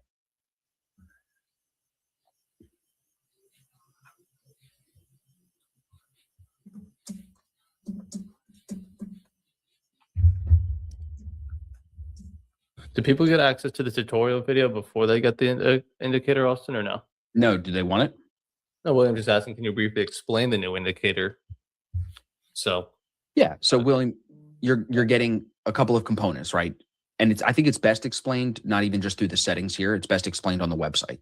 So if you go to asfx.biz/indicator, you'll see first is automatic VWAPs. So you're getting the key VWAPs that you need: start of week, start of last week, start of month, a higher time frame, but also New York session, previous day, overnight, high of day, low of day. So you get all the VWAPs automated. The key levels are there. That's going to be Asian session high, London session high, all-time high, today's high, yesterday's high, all those levels. And then you get the session volume profiles, which are going to be the weekly and the previous day. So all of it is there for you. But as I say in the tutorial video, you do not need to use all of it. For example, you may want to come in here on the dashboard. You may not want to have high of day and low of day. You can actually take that away here in the indicator settings, and it will shrink the matrix here so you don't have to see that. Watch. It'll take a second. Yeah, what I've done is since today's like bearish, I turn off the high of day one and I keep the low of day one on. Exactly. It takes a second because mine's slow, but it's coming. Hold on. You can see it loading up there. There you go. So then it shrinks that down. Maybe you're a guy that wants weekly levels. Maybe you want high of day and low of day VWAPs on. You just toggle it on and off. The colors are all set to black. That way you guys can customize the colors to be whatever you want. I wasn't going to give you the rainbow. Shocker. Austin, the lover of all rainbows, is going to not give you the rainbow. You figure out whatever color you'd like, right? For some of us, like I don't really use the key levels except an all-time high. So I just toggle that on and off. So it covers everything for you. And then again, it's super customizable. What's cool about this is you can actually take the indicator, move its positioning here into different places, shrink it. I would make it small or tiny, and then make it vertical. And then it's going to actually work on your phone. And I talk about that briefly in the tutorial as well. So if you shrink the indicator's font to small or tiny, and then instead of having it like I have on screen horizontal, you shift it to vertical, which is going to change in a second, it'll look better on your trading view on your phone. And that'll be how you can use it on mobile. See, now it's smaller and it's vertical, it's stacked. So that way you can have it on your phone. And you don't have to have the text on with the website, everybody. You can just turn that off at the bottom where it says get access. Just uncheck that. That's just for us, for marketing. I hope that answers the question. Could be pulling back to New York. Go up again. At least on NQ. And ES is sitting down here. Mm-hmm. I mean, you got a nice flush from VWAP for a new low. Your job is to make money in that. If it goes lower, it goes lower, but it's not your job to try to be in that. So Justin's got a You're way question there. about trend. Good question, Justin. And this is explained in the video as well. I'll pull it up and show you. So we have a PowerPoint that I walk everybody through in the video, but you'll see we have bullish and bearish trend readings. So trend will either be mixed, trend is up, or trend is strong up. And then the inverse on the downside here, mixed, down, or strong down. So it's 3 settings. It's basically, is it in between overnight VWAP and previous day VWAP? So it's not above or below both, it's in between them. That's mixed. If it's above both of those, but not above the New York VWAP, it'll be strong up. But when it's above all 3, overnight New York and previous day New York, then you're in strong trend. And then same thing for below. So it's this trend part of the indicator is just reading VWAP. The opening range part of the indicator is reading your opening range levels to know if you're above or below that. So like on a day like this, it says it's outside and the arrow is pointing down. That means we've broken the range, we're outside, and we've only broken it to the downside. Also, combine that with it saying strong down, that tells us sellers have been and are still in heavy control. You'll see the opening range has a couple of different readings here. It'll say inside and be red. If we go back in the range, as we're not too far from now, but if we go back in the range and have only broken it to the one side, it will say inside because we're inside at that moment. And then it'll be red or green, depending on what side we broke. And if we haven't broken it yet, it'll give you a little caution symbol. So you're getting multiple readings of trend with the dashboard here at the bottom. From the opening range, you're getting price information. And then from the trend, you're getting VWAP information. So I think it's important to distinguish that when we talk about this. You're not just getting the same information regurgitated over and over. You are getting opening range readings based on horizontal price levels. You're getting trend reading based on VWAP and where we are in relation to the volume weighted average price. So that's why it's so powerful.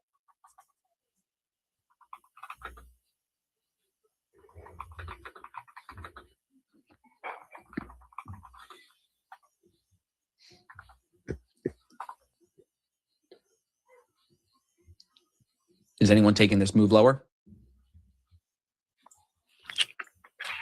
No, I'm not.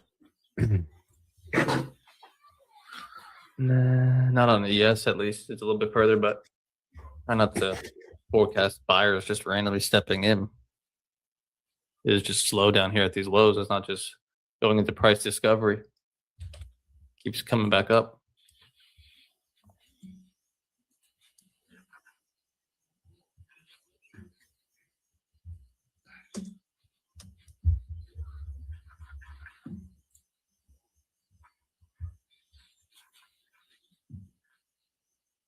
You got a low a day here now kind of in your way. Is anyone short in the chat? Wouldn't be mad. I mean, are buyers in here today? No. No. So shorts are nothing for now. Don't be long until we break VWAP.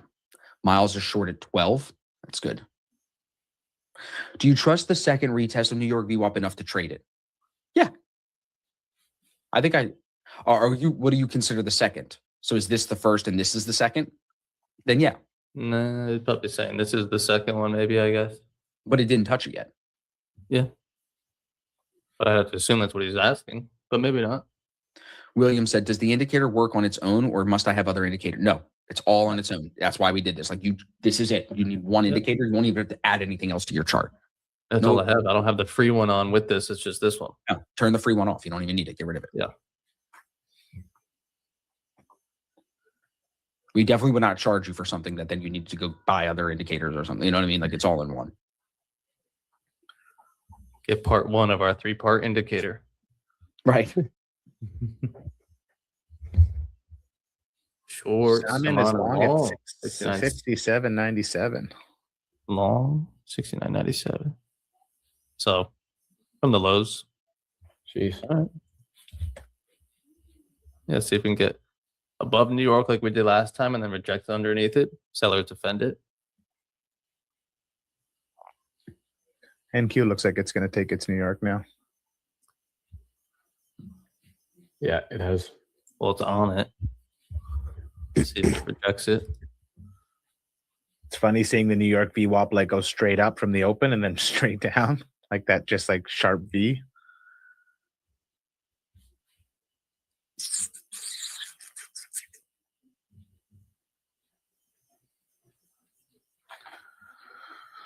Dun, dun, dun, dun.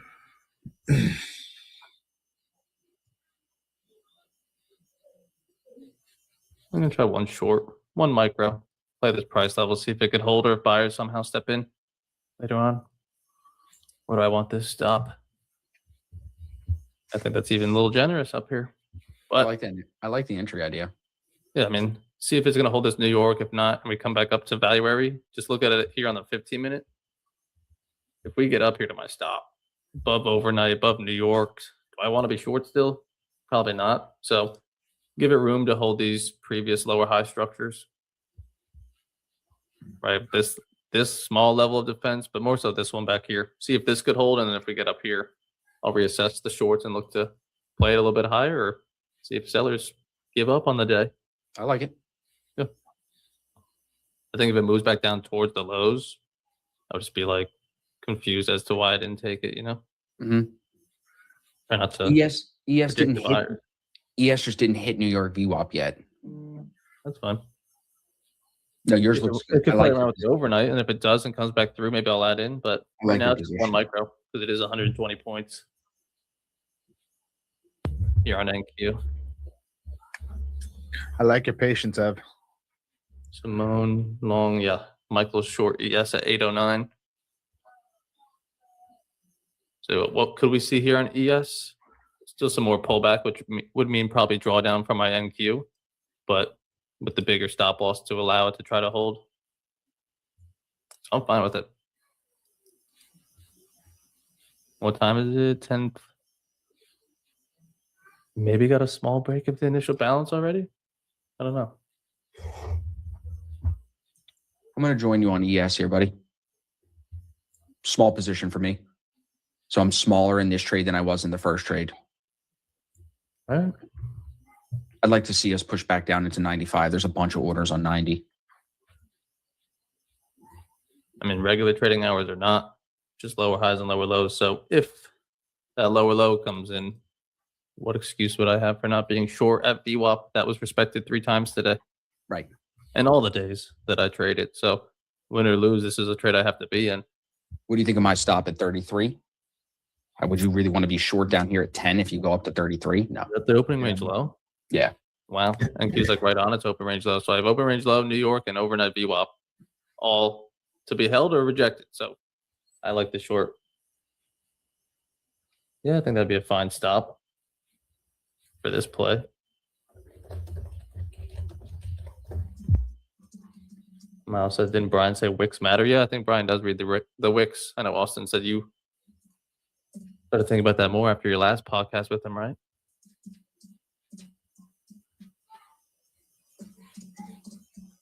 Say that again. Sorry. You started focusing a little bit more on wicks since you had that podcast with Brian. Mm-hmm. I think like here, we have 5 minutes until this 15-minute candle closes. So maybe I'm a couple of minutes early. So you give it some space and time to play around the VWAP. But I think your thesis makes sense. If this leg's back down, you'll want a chunk of that leg. So let's see if we can get something. I knew it might want to touch New York VWAP first. So that's why I'm not super.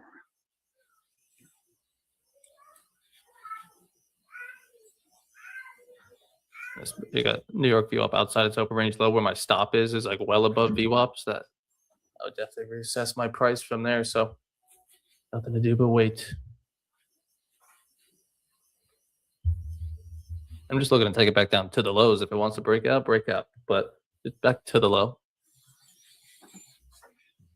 Bruce and Randy, you guys are quiet. I like it. I just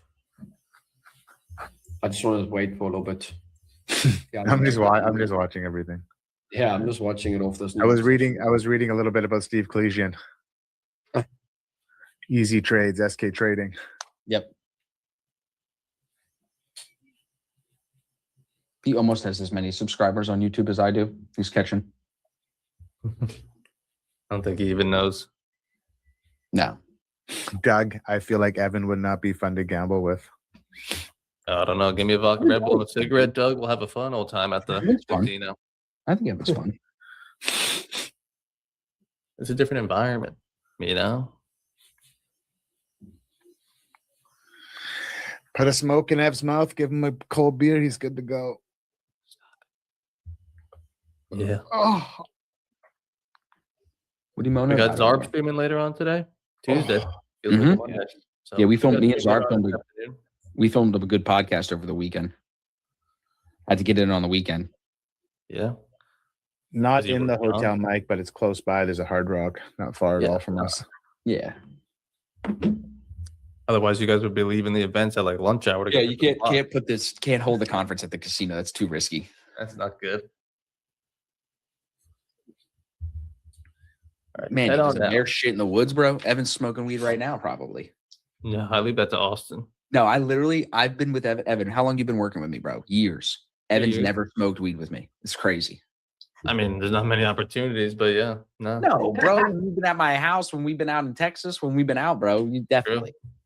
No, Definitely. I get the I've second. never name, seen you know? Ev smoke weed, actually. No, You're I've right. never seen him smoke. No, I did in high school and college, and then He's just just straight stopped. edge. I like the smell of it. I like to be around it when others do it. Yeah, so Mike's asking if we're going to the casino. So the plan, Mike, is going to be Friday after the event. We'll do a VIP dinner. After the VIP dinner, for people that come to that, we'll probably roll to the casino. That's what we did last year. You don't have to. You can do whatever you want. Yeah, you I know can that meet us was- at the what casino. else You don't have to was come to the dinner. I'd recommend coming to the dinner. It's an all-you-can-eat. Was that or steakhouse. cigar lounge? I think Isaac wanted that. But, Yeah, like, those no, are the that's two options in the air, and I think we went to the casino because then there's everyone just do whatever. Cigar lounge is boring. We're not. I'm not You can trying make to money at a cigar lounge. You can Correct. make money at a casino. make that ticket back. Yeah, make all of it back. That kind of mentality is going to get you in trouble.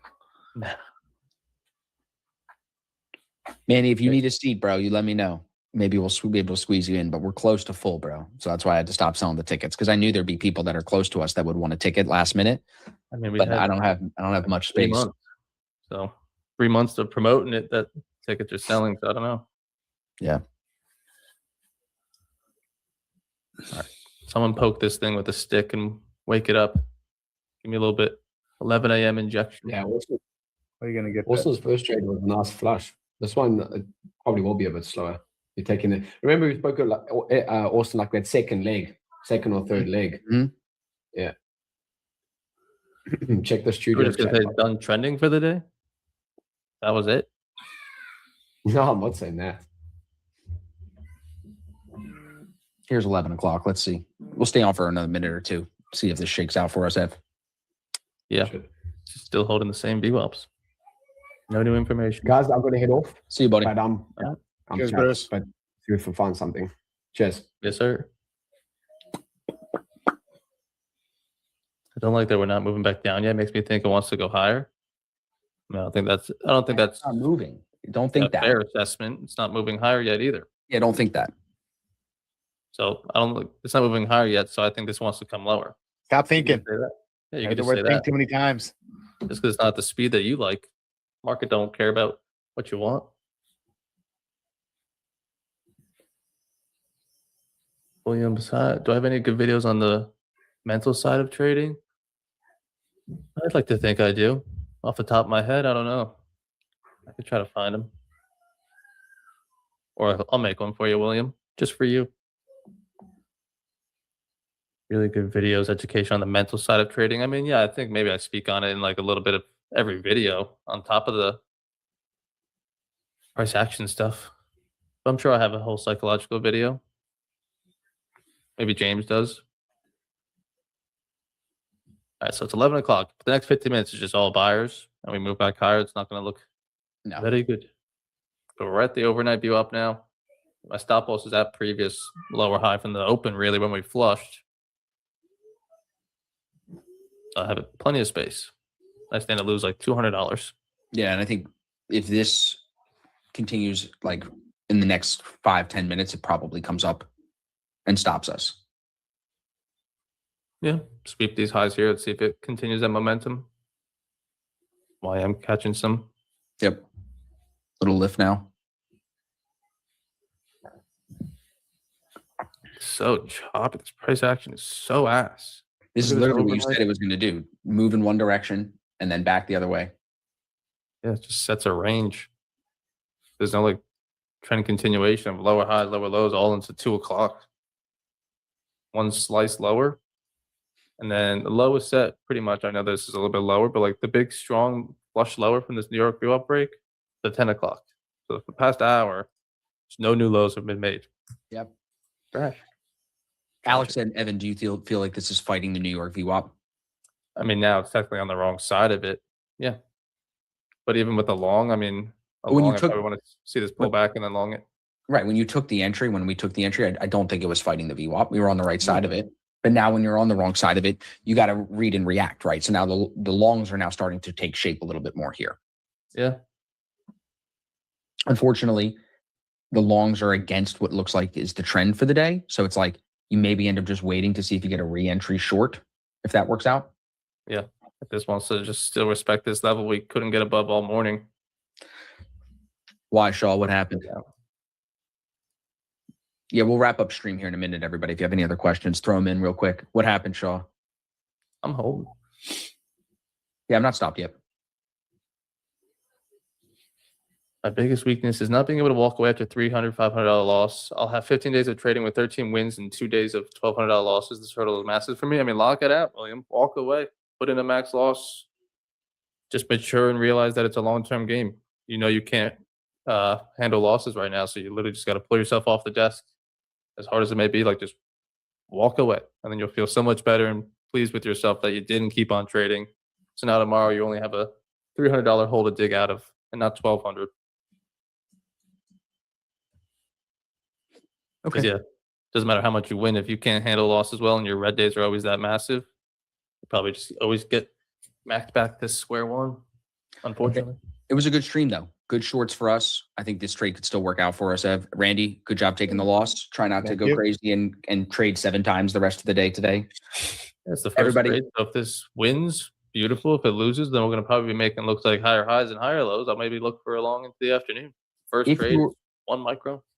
If you're in profit today, don't give it back. And if you're red, don't let it be a big red day. You don't want to start your week bad, everybody. That's the best advice. Yep. Okay. Anjo submitted the first payout. Again, big Huge W's. win. Great Huge job. win. Yeah.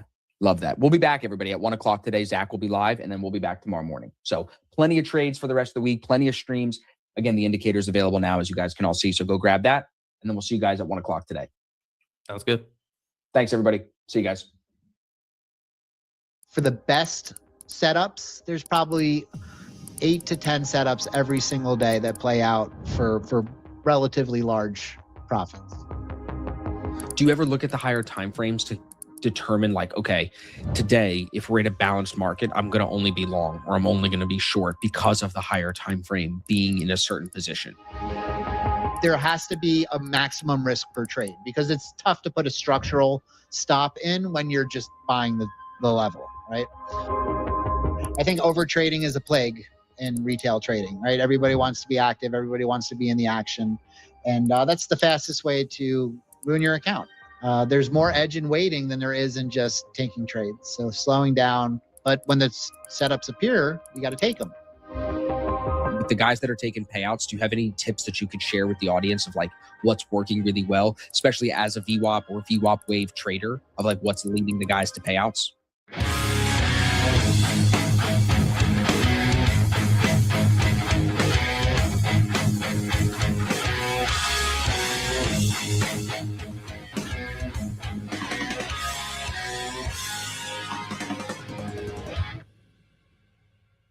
Chris Drysdale, back for part 2. It's good to see you, Chris. How are you? You too, Austin. Thank you for having me back. I'm unfortunately, I'm sad we're not in person as I our know. first one was, but You're I a moved. Pennsylvanian now. I know, bro. I left you guys in Florida, but I'm coming back. So it's actually funny we're talking about this. I'll be back down before that top one trip we were talking about, and I'm trying to do some podcasts. So we definitely need to sit down when I come down. It'll be in March. So I have the 100%. podcast studio rented. I don't know if you saw. I did episodes with like Zach and Tanner. I We had, did. like, Yep. yeah, Yep. so So I'll be able to swing down for that for sure. perfect. All right, good. So you come do that. That'll be good. So we're all right. Even at the beginning of the episode, now we got a part 3 coming. You know, what's Got part funny? That 3. studio, bro, had Logan Paul in it doing a bunch of podcasts a couple weeks ago. So that studio is Really? like now blown Oh, up. crazy. Yeah. So it's Yeah. super cool. That's awesome. So Can't no, wait. very excited for that. Chris also will be at the Futures Boot Camp. We've got over 70 people coming to that, which is nearly double of last year. So I'm super grateful for that. And it's in part thanks to Chris. I have to be honest and give credit where it's due. Chris has sold a lot of tickets. So we'll chat about that a little bit today, Chris. Everybody listening, we're going to do a screen share as well on today's podcast. So make sure if you're driving when you're listening to this, you mark it, come back to it, watch it on YouTube, watch it on Spotify so you can actually see Chris's trades. Because I think when we left part 1, we didn't get too much into strategy, Chris, because we were sitting down. It was hard. You know what I mean? Absolutely. We did talk a lot of theory and my background and history, and we talked about the book, but we didn't get into the nitty gritty. The nitty gritty.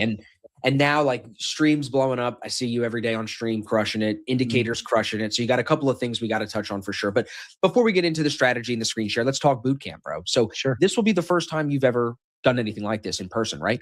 In trading, yes. So, I have a 20-year career in marketing where I've done tons of public speaking, and I really enjoy it.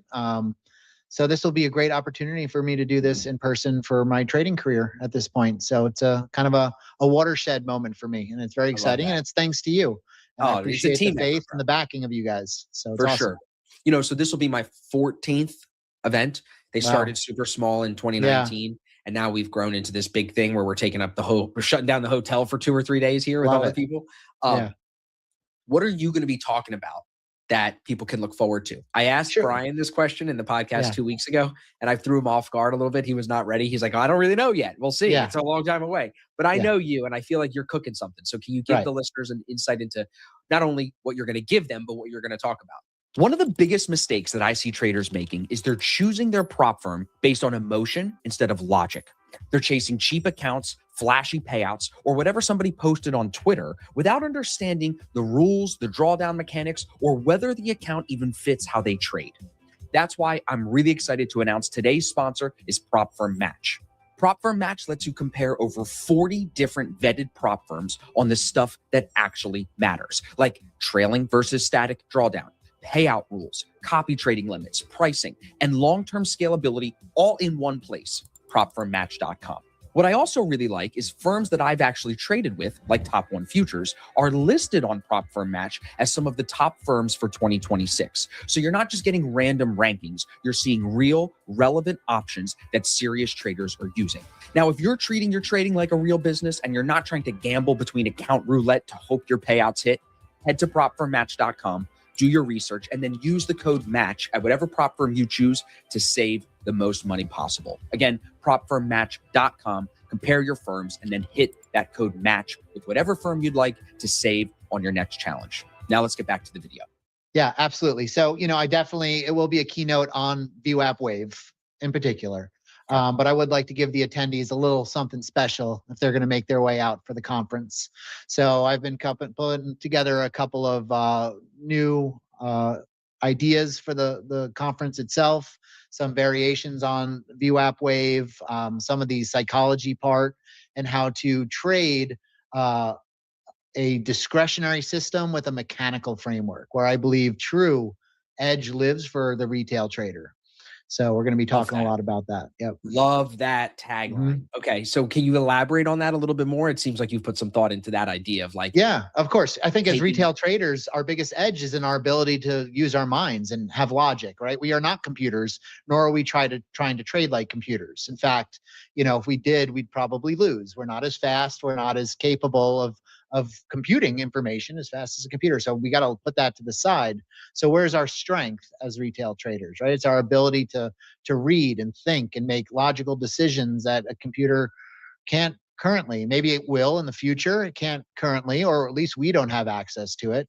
So I do believe that there's a lot of opportunity for our nimbleness to get in and out of the market, to trade smaller size, and to make money in the futures market using tools to be able to read the story the market's telling us and execute on an edge in a discretionary framework. Do you like when you say that, executing the edge of a discretionary framework with some type of structure here? Like, do you feel like that's what traders are lacking? Is like they get the idea of being discretionary, but they aren't able to put a functioning framework in place around that? Is that where this idea comes from? 100%. I view it as a pendulum, right? So Okay. if one side of the pendulum, they're trying to be rigid, rule-based. If I just execute a trade when this signal occurs, then I'll be profitable. And that's usually quickly abandoned because as soon as the system starts losing, they're like, oh, this doesn't work. Or if it were so mechanical, you just program an algo to do it for you and you wouldn't need to trade. You could go sit out by the pool and let your algo print money for you. But yet here we all are sitting in front of our computers. On the other side, it's too discretionary where we're just kind of shooting from the hip. It's going up, it's going down. You really don't have any principles or guiding framework to maneuver in. So I think there's the edge lives in the balance between the two. Having a mechanical framework with a discretionary ability to make decisions within that. Love that. No, framework. I love that. What are you going to share with everyone that they can like take away? Will they be walking out of this with a trade that they can apply and start to trade themselves? Will they need to read the book and deep dive it more? What's the takeaway? Do you have a thought about that yet? Yeah, they'll be, if they're new to VWAP Wave, they're definitely going to be able to walk out of that conference with something new, some ideas, some new tools that they'll be able to implement immediately. They won't need to spend $1 on an indicator or anything. All perfectly possible for them to implement on day one. So that's my key, to give them some takeaways for that. I love that. Yeah. And then we'll throw you on the panel. So I'm going to make sure that I think I have you on the panel with Brian for the VWAP strategy, because I think just getting everyone that trades heavy VWAP on the same panel for an hour and a half, maybe an hour and 20 minutes, that'll be a really good discussion. And I hope there will be some disagreements. I hope there will be some moments of contention that the audience can find value. I love it. I've kind of dreamt about this moment, Austin, because he talks heavily, I've read his book, obviously. I've read it more than once. And some of his own concepts have bled their way into my system. But one difference in particular is I use VWAP deviations. He does not, and that's a big one, right? That's a big part of how I believe the market works. And it'll be interesting to have that conversation with him, not in a conflict type way, No, but I'm super lens. interested to just discuss it. Yeah. I think like when I've done 4 hours with him and we've talked extensively about VWAP, never repeating anything. And we never get into the deviation bands. It's never a discussion. So that'll definitely be interesting. Yeah, I think so too. To me, like his style, like he knows that we're futures traders. He knows that we're day traders for the most part. I'm interested to see how he spins his style into making it something applicable for what we do. Agreed. I think my thought is like when you come to these events, you want to leave not just meeting some cool people, getting a signed book from you and Brian and whatever, and pictures with everybody, seeing how short I am. Like not just that. But how bald I am. Right. But also, what's the over under on the bald guys on the stage? No. Oh, it's pretty good. I see. It's good. We got good ratio. Yeah. Bald guys and beards. Right. But like they want to leave with something tactical. That's why I asked you that. Cause it's like, okay, I spent $1,000 to come, plus my flight, plus my hotel. I'm leaving my family. Can I take something from this and actually go make money? And no one has ever said that they've come to one of our events and not been able to do that. So like for me, there's other events in the industry, without saying names, of this guru's running this conference, but like I hear how people leave those events with pictures for Instagram. And like I'm very adamant about having people like yourself on stage that are the opposite of that and provide this deep value where like we want more questions after. Like I think that I can see this going in a way where at the end of your keynote, people want to talk to you more after, and they're going to come bother you at the happy hour on Thursday after, after, and they're going to want to deep dive it with you. But that's like, I think the best way that this can end. You know what I mean? Absolutely. And luckily I'm used to talking about it 24/7 ad nauseum. So so perfectly it's ready for it. Add some whiskey and add some good food, and it's going to be a great conversation. Yeah. Perfect. So, okay, that'll be good. So everybody, if you didn't know, we have like 9 tickets left at the time, 8 tickets at the time of me filming this. So we are running out. There's going to be people as we get close to try to grab these. So just head to asfx.biz/bootcamp, asfx.biz/bootcamp. That's the link for it. So, but now that we can dive into some strategy, Chris, I think if you could share with us the overarching theme of how you operate as a trader. similar to how you described it in part one, just about how you view markets. Let's just go high level first, then we'll Sure. turn the chair on and get into this nitty gritty. Absolutely. So my entire system is based on auction market theory. So auction market theory states that the market is always in one of two states. We're either in balance or price discovery. Most people are familiar with balance as a rotational market. They might call it a ranging market. And that's where there's an agreement on price. So price gets to the upside of a balance area, sellers step in, move price down, gets to the bottom side of a value area, buyers step in, move price up, and it tends to just rotate, meander through this balance area until price is eventually taken over by one side, whether it be the bulls, the bears, and they move themselves out of that value area. And it's now in price discovery. And what is it discovering? It's discovering a new value area, essentially. So it will move until there's a new agreement on price. We'll establish a new rotational market until it breaks out again. And then we go in discovery of a new value area. And this just happens in perpetuity. Right. So a big part of my system is being able to establish what condition are we in definitively, and what setup should I be trading that's conducive to this market condition. Okay, so that's always what I'm asking myself. Now, What condition? a little more complicated is that markets are fractal. So, we could see the same behavior on a lower time frame and a completely different behavior on the higher time frame. What do I mean by that? We could be in price discovery on the day, but we could be in balance on the month, right? So we're not always in one-on-one, but we do look for confluence, right? So we could be in price discovery on multiple time frames, or we can be in balance on multiple time frames. And we have ways of looking at that and kind of deciding. We have tools. We use volume profile from the daily on up.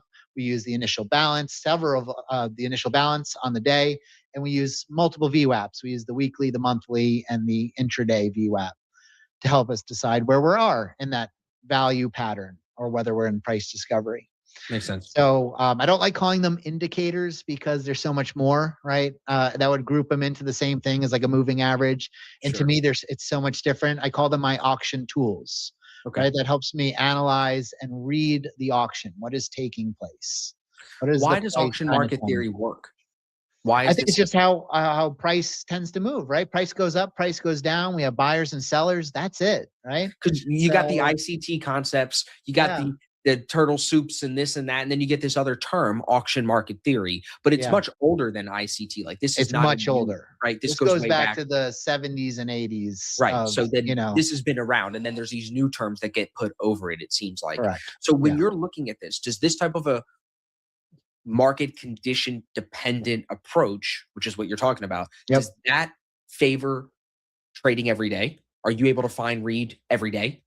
It can, and there's different ways of reading the market to favor different trading styles. So it can be applied to scalping, it can be applied to day trading, it could be applied to swing trading, it could be applied to investing and position holding. Sure. So you just have to adapt it accordingly. Sure. Right. So what time frame are you trading on, essentially, and then makes sense. Yeah. And what's interesting to me is like this still works even today in the way that you look at it.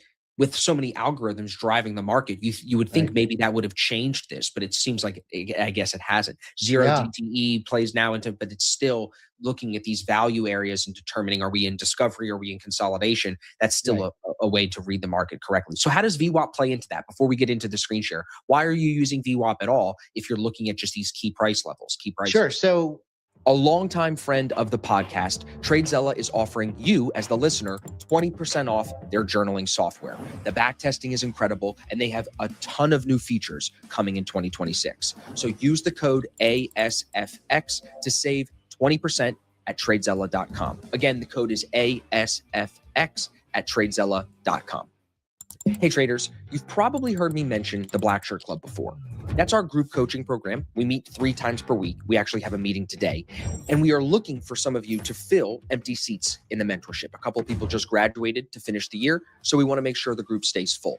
Head to asfx.biz/BSC to read more about what the club includes, you can also go to that website and book a free call with me. I'll hop on with you for 10 minutes and I'll answer any questions that you have. This is a $500 a month program, no like crazy fees, no hidden contracts, no cancel anytime. We're very flexible. We're not here to hurt you. We are here to help you make more money and help you get around traders that are trying to better themselves through more discipline and more accountability.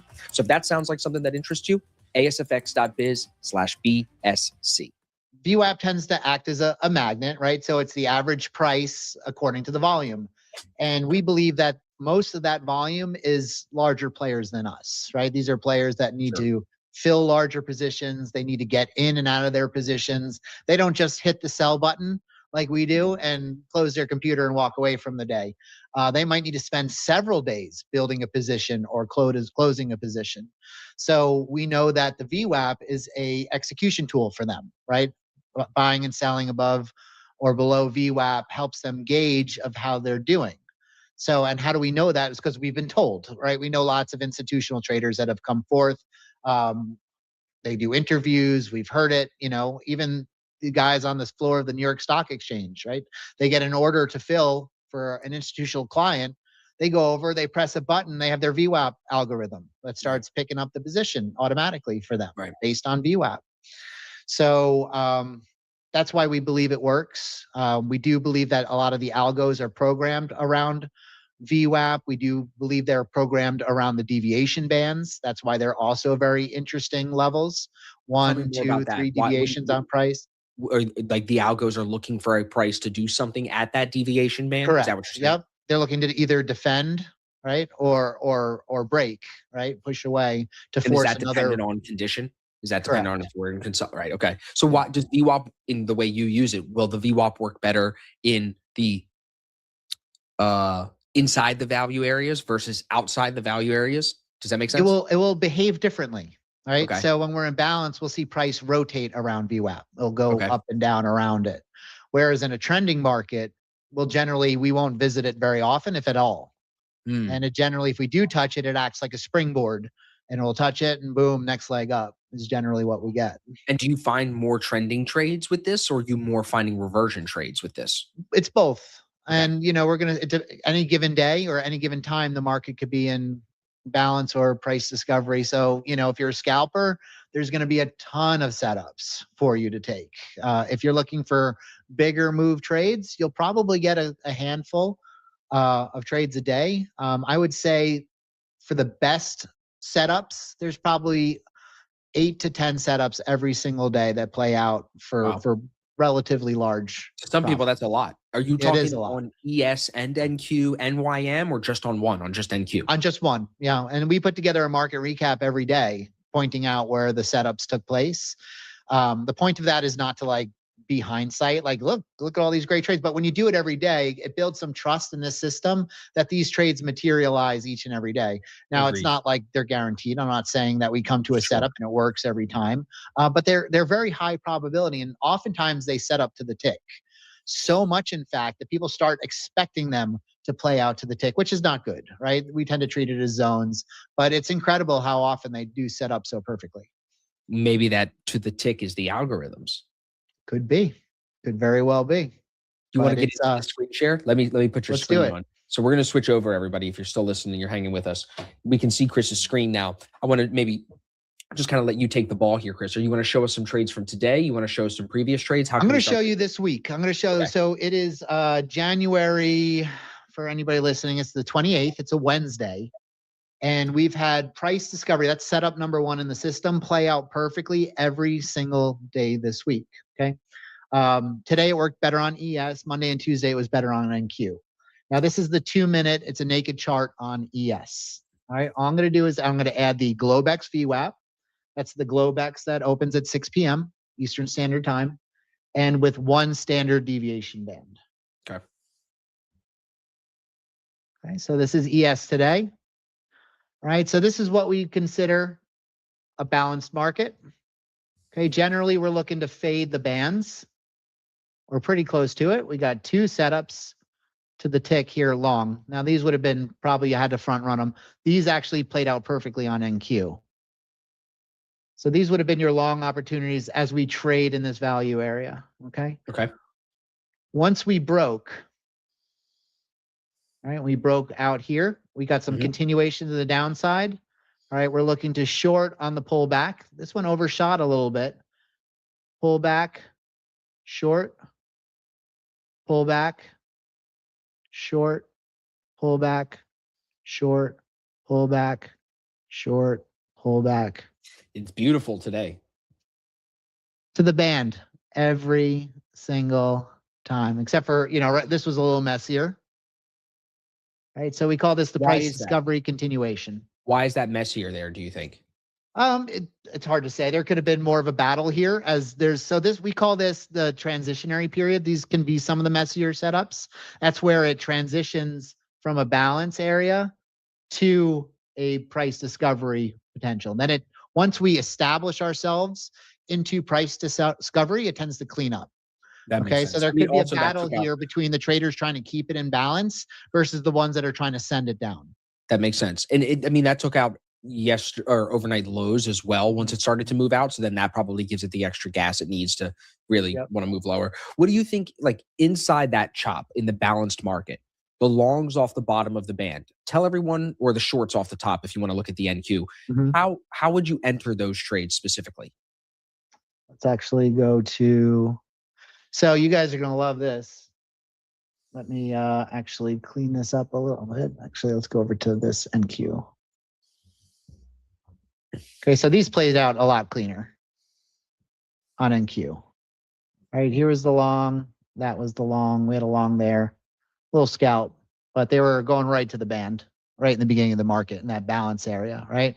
We could also see the bands constricting, right? So we just have this balanced market. We've been trading in balance. So will you buy it just as a market order? I do. As soon as it gets, so I look at it as a price level zone that I want to engage. Got it. Okay. Once we get there, I'm looking to execute. I'm not looking for confirmation. I'm not waiting for it to bounce up and close or anything like that. What I am looking at is I'm looking at some order flow. So I do have delta up on a side monitor here, looking at the active buyers and sellers. And I also listen to the tape through Tick Strike, which I'm sure you've heard of. So I'm listening for a slowdown of selling. I'm looking for some aggressive buying to step in, but I'm generally just looking to buy the setup. And it either works or it doesn't. What about a stop loss on that? Like, how will you know when that trade is done? So I do want to give it a little room for overshoot, right? We call that excess price. It does happen, right? Okay. So generally, depending on volatility, this would be open. I generally give it 20 points, maybe a little more. There has to be a maximum risk per trade because it's tough to put a structural stop in when you're just buying the level, right? Right. I'm expecting it to work. So I'll give it a little room. I'll give it a max amount. If I hit my max loss, I'm out. Didn't work. Sometimes it could stop me out and go. That's just the nature of trading in a lot of ways. What do you tell everybody to shoot for on a win rate on this type of a strategy? So generally, you could have a pretty high win rate. Obviously, the smaller the moves you go for off these levels, you're going to have a higher win rate. Sure. So, just that's the nature of going for smaller moves. If you go even just for a 1-to-1 risk to reward, you can shoot in the neighborhood of around a 65 to a 75% win rate. And then with these trades, where do you take profit? Are you looking to get out at the VWAP at the middle there, or do you always run it all the way up to the top? Nope. Generally, I'm always looking at the next logical level that will be in the way. VWAP would be one of them. Partial profit taking you can do and try and holding to the other side of the value area. This would be the top, though. Yeah. This would be a final exit. Do you ever look at the higher time frames to determine, like, okay, today, if we're in a balanced market, I'm going to only be long or I'm only going to be short because of the higher time frame being in a certain position? Absolutely. So, here we look at the weekly and the monthly. All right. So we kind of look for confluence, right? We've been in quite a bit of price discovery off. You could even see this thing touching the weekly upper band for a price discovery continuation off that high. But once we start trading, we call this the return to value setup, right? Once we start accepting in it, I'm not looking for as much strength to the upside. The likelier trade is a short down to weekly VWAP here, but that might not happen today. That might happen tomorrow. Interesting. But generally, we try to line up the confluence. Do you find like indices as a whole will be in price discovery or balance one side of the coin more than another? Or is it pretty 50-50? It's pretty 50-50, I would say. I mean, I think we tend to spend more time ranging than we do in price discovery, just in general. Sure. When the moves happen, they happen quick. We've been spending a lot of time, like these days here. That was Yeah. a lot of sideways action. Yep. Right. But this is a higher timer. There's a 30-minute chart. And then, the volume profile we use as well, not just the VWAP. We use the volume profile, right? So these are value areas that have been built, right, by the level of volume, right? So we expect these, so this is value, right? Price discovery, value, price discovery, value, right? Yeah. Value. Are you using so it like previous value area high, previous value area low levels? Or absolutely. Okay, so Yep. like what's the difference between those and then just being outside the bands? So there is not much of a difference. That's the beauty. Okay. We actually treat them in the same type of concept. So interestingly enough, Austin, the concepts on the VWAP and the bands originated in the volume profile. So you would take these exact concepts and apply it to the profile, right? So if we're trading in here, this is the balance area. Yeah. Right. If we break above, that value area high is now the band, looking for the launch. Right. It's not going to ride it as nice as like the band does, but the concept is the same. Got it. Interesting. And any like just point of control play into this at all? Because then that would be where 70% of, right, they say volume is traded the previous day. So then are you looking at that as like that's balance? Yep. So if it's a current value area, like a current distribution we're in right now, we'll treat that as a balanced market. So we'll tend to rotate around it like a magnet. So price will come to the edge of value and we'll come right back to it. However, if we were to sell off and come down to like an old point of control, like here, right, we would expect it to bounce off of that like a VWAP bounce, because this is it's an old volume area. This is where a lot of people are positioned. Probably the institutions are going to defend it very much like the VWAP. So we call that a naked point of control. Come down, and we expect a bounce very similar. That would be setup number 4. Interesting. So how many naked point of controls can you have? Or is it just when it's not been touched? It's just when it's not been Like, touched. is that So we one have down one there to the left? We got Also one here. Yeah. This one technically was touched. Right. Yep. So we do have one right here. I don't think price quite reached it, but pretty darn close. But it happens quite a bit. We have one down here too. Yeah. Okay. So I am seeing it right. Okay. Interesting. So when people are like learning this with you, Chris, they're watching you on stream. They see you doing it and you process this at a high level. What mistakes are they making that you have to correct them on often? There's a lot, because it is a lot. It's not like the simplest, we try to make it simple, and it starts simple with just deviation bands, buy above them, sell below them, right? If you're in balance, fade the extremes. But, if it were that easy, there probably wouldn't be as much work needed to teach it. And there is. So some of the common mistakes we often see are the transition between balance and price discovery. That's the trickiest. Price can often break out of a value area and reject right back into it. Okay. And just because we're trading up here, people are like, we broke the line, like we're in price discovery. And that's not quite accurate, right? We want to look for price acceptance first, right? So what do we mean by acceptance? We need time or distance in price discovery. We don't want just price to visit it for 2 minutes, and because then it could just reject right back down. It happens all the time. We need it to accept. We want to spend time and move away and show that we're going to number, like how much time? Yep. And that's a common question. The answer is no. I can tell you what it's not. It's not 2 minutes. It's not, How would you read quick. the downside there today when it breaks out, it comes back in for 2 minutes and then it keeps going lower? So this is like a good, probably I would consider this, 10 minutes, 15 minutes. Yeah. Of disagreement before it happened. It could take a lot longer. Pre-market or Globex can be a lot slower. Sure. With the acceptance.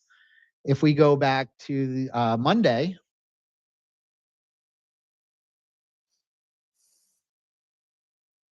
all right, so this was Monday here. All right, so this is Monday on NQ. Mhm. All right, this would be more acceptance. Right, Holding so above it. we've been there for an hour, right? We've Yeah. been trading in out of the bands for an hour. So now you're buying touches to the band every All time right, it as comes. soon as it gets to this band, I'm going Buy. long. Yep. Boom. Right. Once it gets to the band, I'm buying. Boom. Are these Once it separate gets- trades? Yes. And then are you going to exit full or are you going to trail? I'm usually gonna exit full. I'll try and take partials on the way up, but I'm not big of a trailer. They always seem to get hit, so I try They and just always take, get hit. I always try to just take profits into key areas generally. So would this be one of the days that you have to make all your money? Like, because like this day is just so clean and it pays so well. So do you have to crush it on this day and then like survive the other days where it overshoots a little bit and it's kind of choppy? So we do have people that dedicate themselves to just PDC, right? They'll only trade this environment and ignore the rest, which I think is great. But I'm also really good at balance trading. So I'll keep an eye on a distribution forming. And, once we're just doing this, I'm just scalping this stuff like crazy. And I'm printing money. Can you show me an example of that? What's PDC? Price discovery continuation. Price discovery continuation. Yep. I was going to say price discovery center, but no, that's not it. So if we were to drop a volume profile on here, Okay. right? So this would be the same concept. We like to scalp, right? We have a distribution, Mm-hmm. right? We definitely have like a value area high and a value area low, right? So I'd be looking to buy the bottoms. I mean, this wouldn't be established yet, but buying over here, shorting the band together, right? So this is not clean anymore. This is kind of sideways. But once I see a lot of volume building, I have confidence that this thing is just going to price is going to get sucked right back into it at this point in the day. So I think that makes sense. I definitely follow that, especially just looking at how far, it's been from VWAP and things like that. Do you find that you're taking any trades outside the bands and away from the VWAP even further, like 2-3 standard deviations away? generally, no. The second, third bands are generally a sign of, extreme pricing, but that doesn't mean they need to reverse, as you know. We can keep going up, we can grind longer than Sideways? most, Right. yeah, or go sideways. Right. So generally they're a sign to me of strength. So it's, look out, right? Don't short this, don't buy this. You need to wait and see some structure. Okay. So let's go back. I think that there's more on the question I had about like the traders who make this mistakes. Any other common mistakes that you're thinking people make that are worth touching on? Like if someone's listening to this and they're like, okay, I want to try, I want to scalp like this. This is how I want to be involved in markets, but I don't want to fall into the same traps that other people are that are, confusing them. What would you say to that? So most people get drawn to the VWAP wave system because it is so visual. They're like, oh man, look how nice it reacts to the bands and just buy above, sell below, fade in between. Like that sounds so easy. I can do that. And that is true to a degree, but we don't just look at the bands and we don't just look at the VWAP, right? To execute this system well, I also have on a volume profile at all times. This gives me an idea of the microstructure of where acceptance is actually building in real time, right? So this will give me additional clues for when the band is a great setup or when I should just ignore the band altogether like it is here, just stitching across it, right? The band is no longer a good setup there. And why is that? Because this is now a high volume node. And what do we know about high volume nodes is that price is choppy and tends to rotate around them. Okay, so I don't want it to be diddling in the middle, as they love to say. The Right? kids love to say that. Does this work in the Asian session? Have you tried this in the Asian It session? does. Yeah, I do have an Asian stream. I trade Tuesday and Wednesday. I trade tonight at 7 to 8. We do some gold, some silver. Okay. We'll do some NQ and ES if it's moving. Silver. You need some size in the account to trade some silver, right? Yeah. I've been trading. I've been on a heater lately with silver in my cash account. Why? What do you think? I remember you texted me when we were talking about that. What are you seeing so well? Well, just the volatility is so good, and it's been treating our levels so good as well, right? The VWAP has been treated really well on silver. The setups. This was last night in silver. I caught this long right here off the VWAP. Breaks out previously, pulls back to VWAP. You're buying the touch of the VWAP. Took a for while another to leg out. break out, held, and then we had PDCs. I didn't trade these, but it's been reacting really well to the VWAP wave throughout, and with the upkick in volatility, it's been excellent. Is that We a got a lot sign of? I was gonna say, is that a sign of the big players getting involved? Yeah, for sure, absolutely. But also there's some macro fundamental stuff playing out where sure. just it seems the dips always get bought, and this thing is going. Well, God it's an knows where. interesting scenario right now with Yeah. physical prices higher than Yep. paper prices. So we know paper's got to catch up. Right. Yeah. Exactly. Yeah. So everybody's going long. There's a lot of confidence to buy the dips. There's plenty of flushes. As we all know, the margin's been increased a lot, so you can get liquidated very easily, especially in a cash account.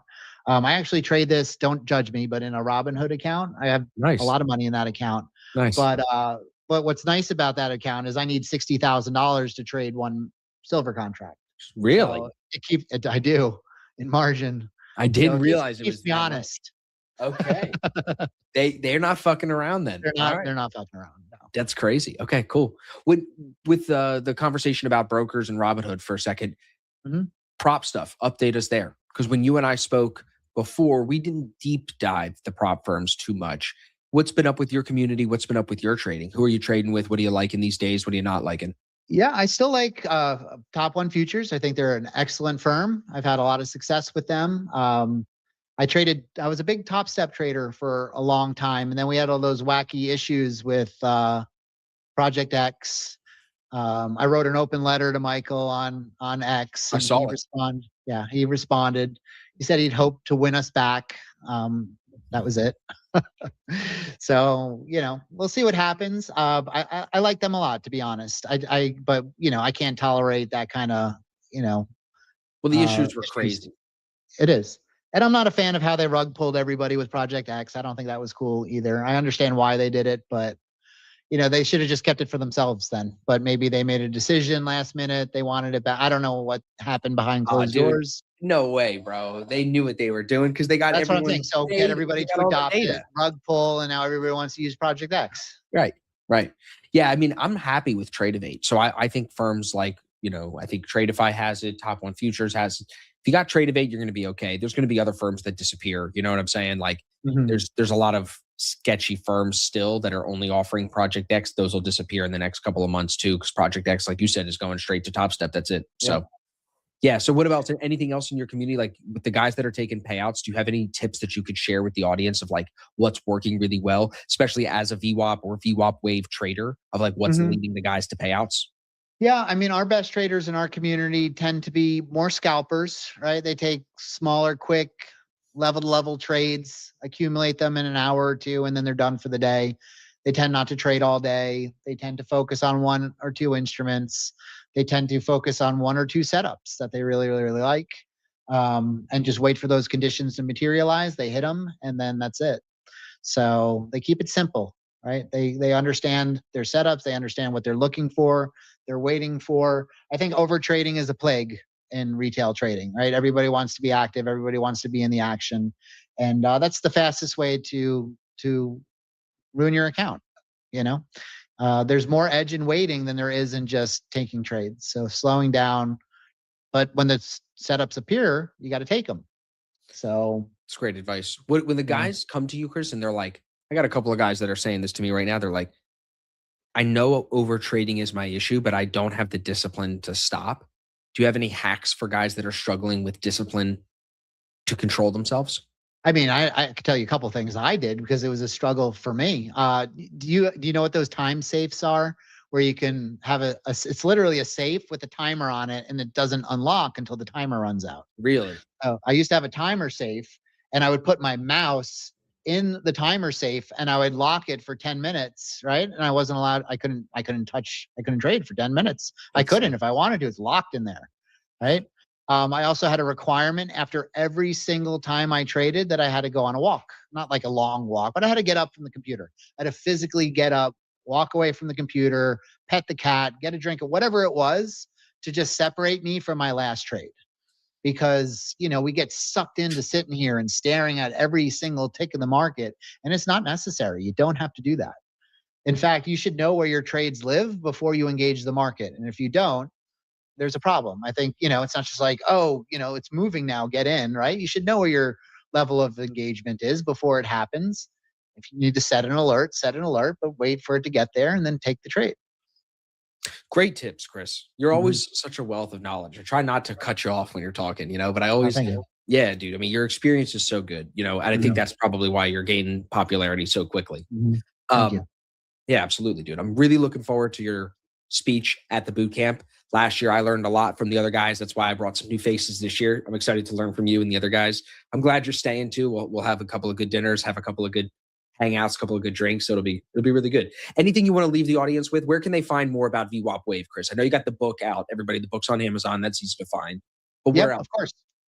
There's a free setup guide. They could get that at vwapwave.com. That's free for anybody who wants to learn the 4 core setups. There's a guide to that for free. There's the free Discord at traderdrysdale.com. Trader Drysdale is my handle on all social media.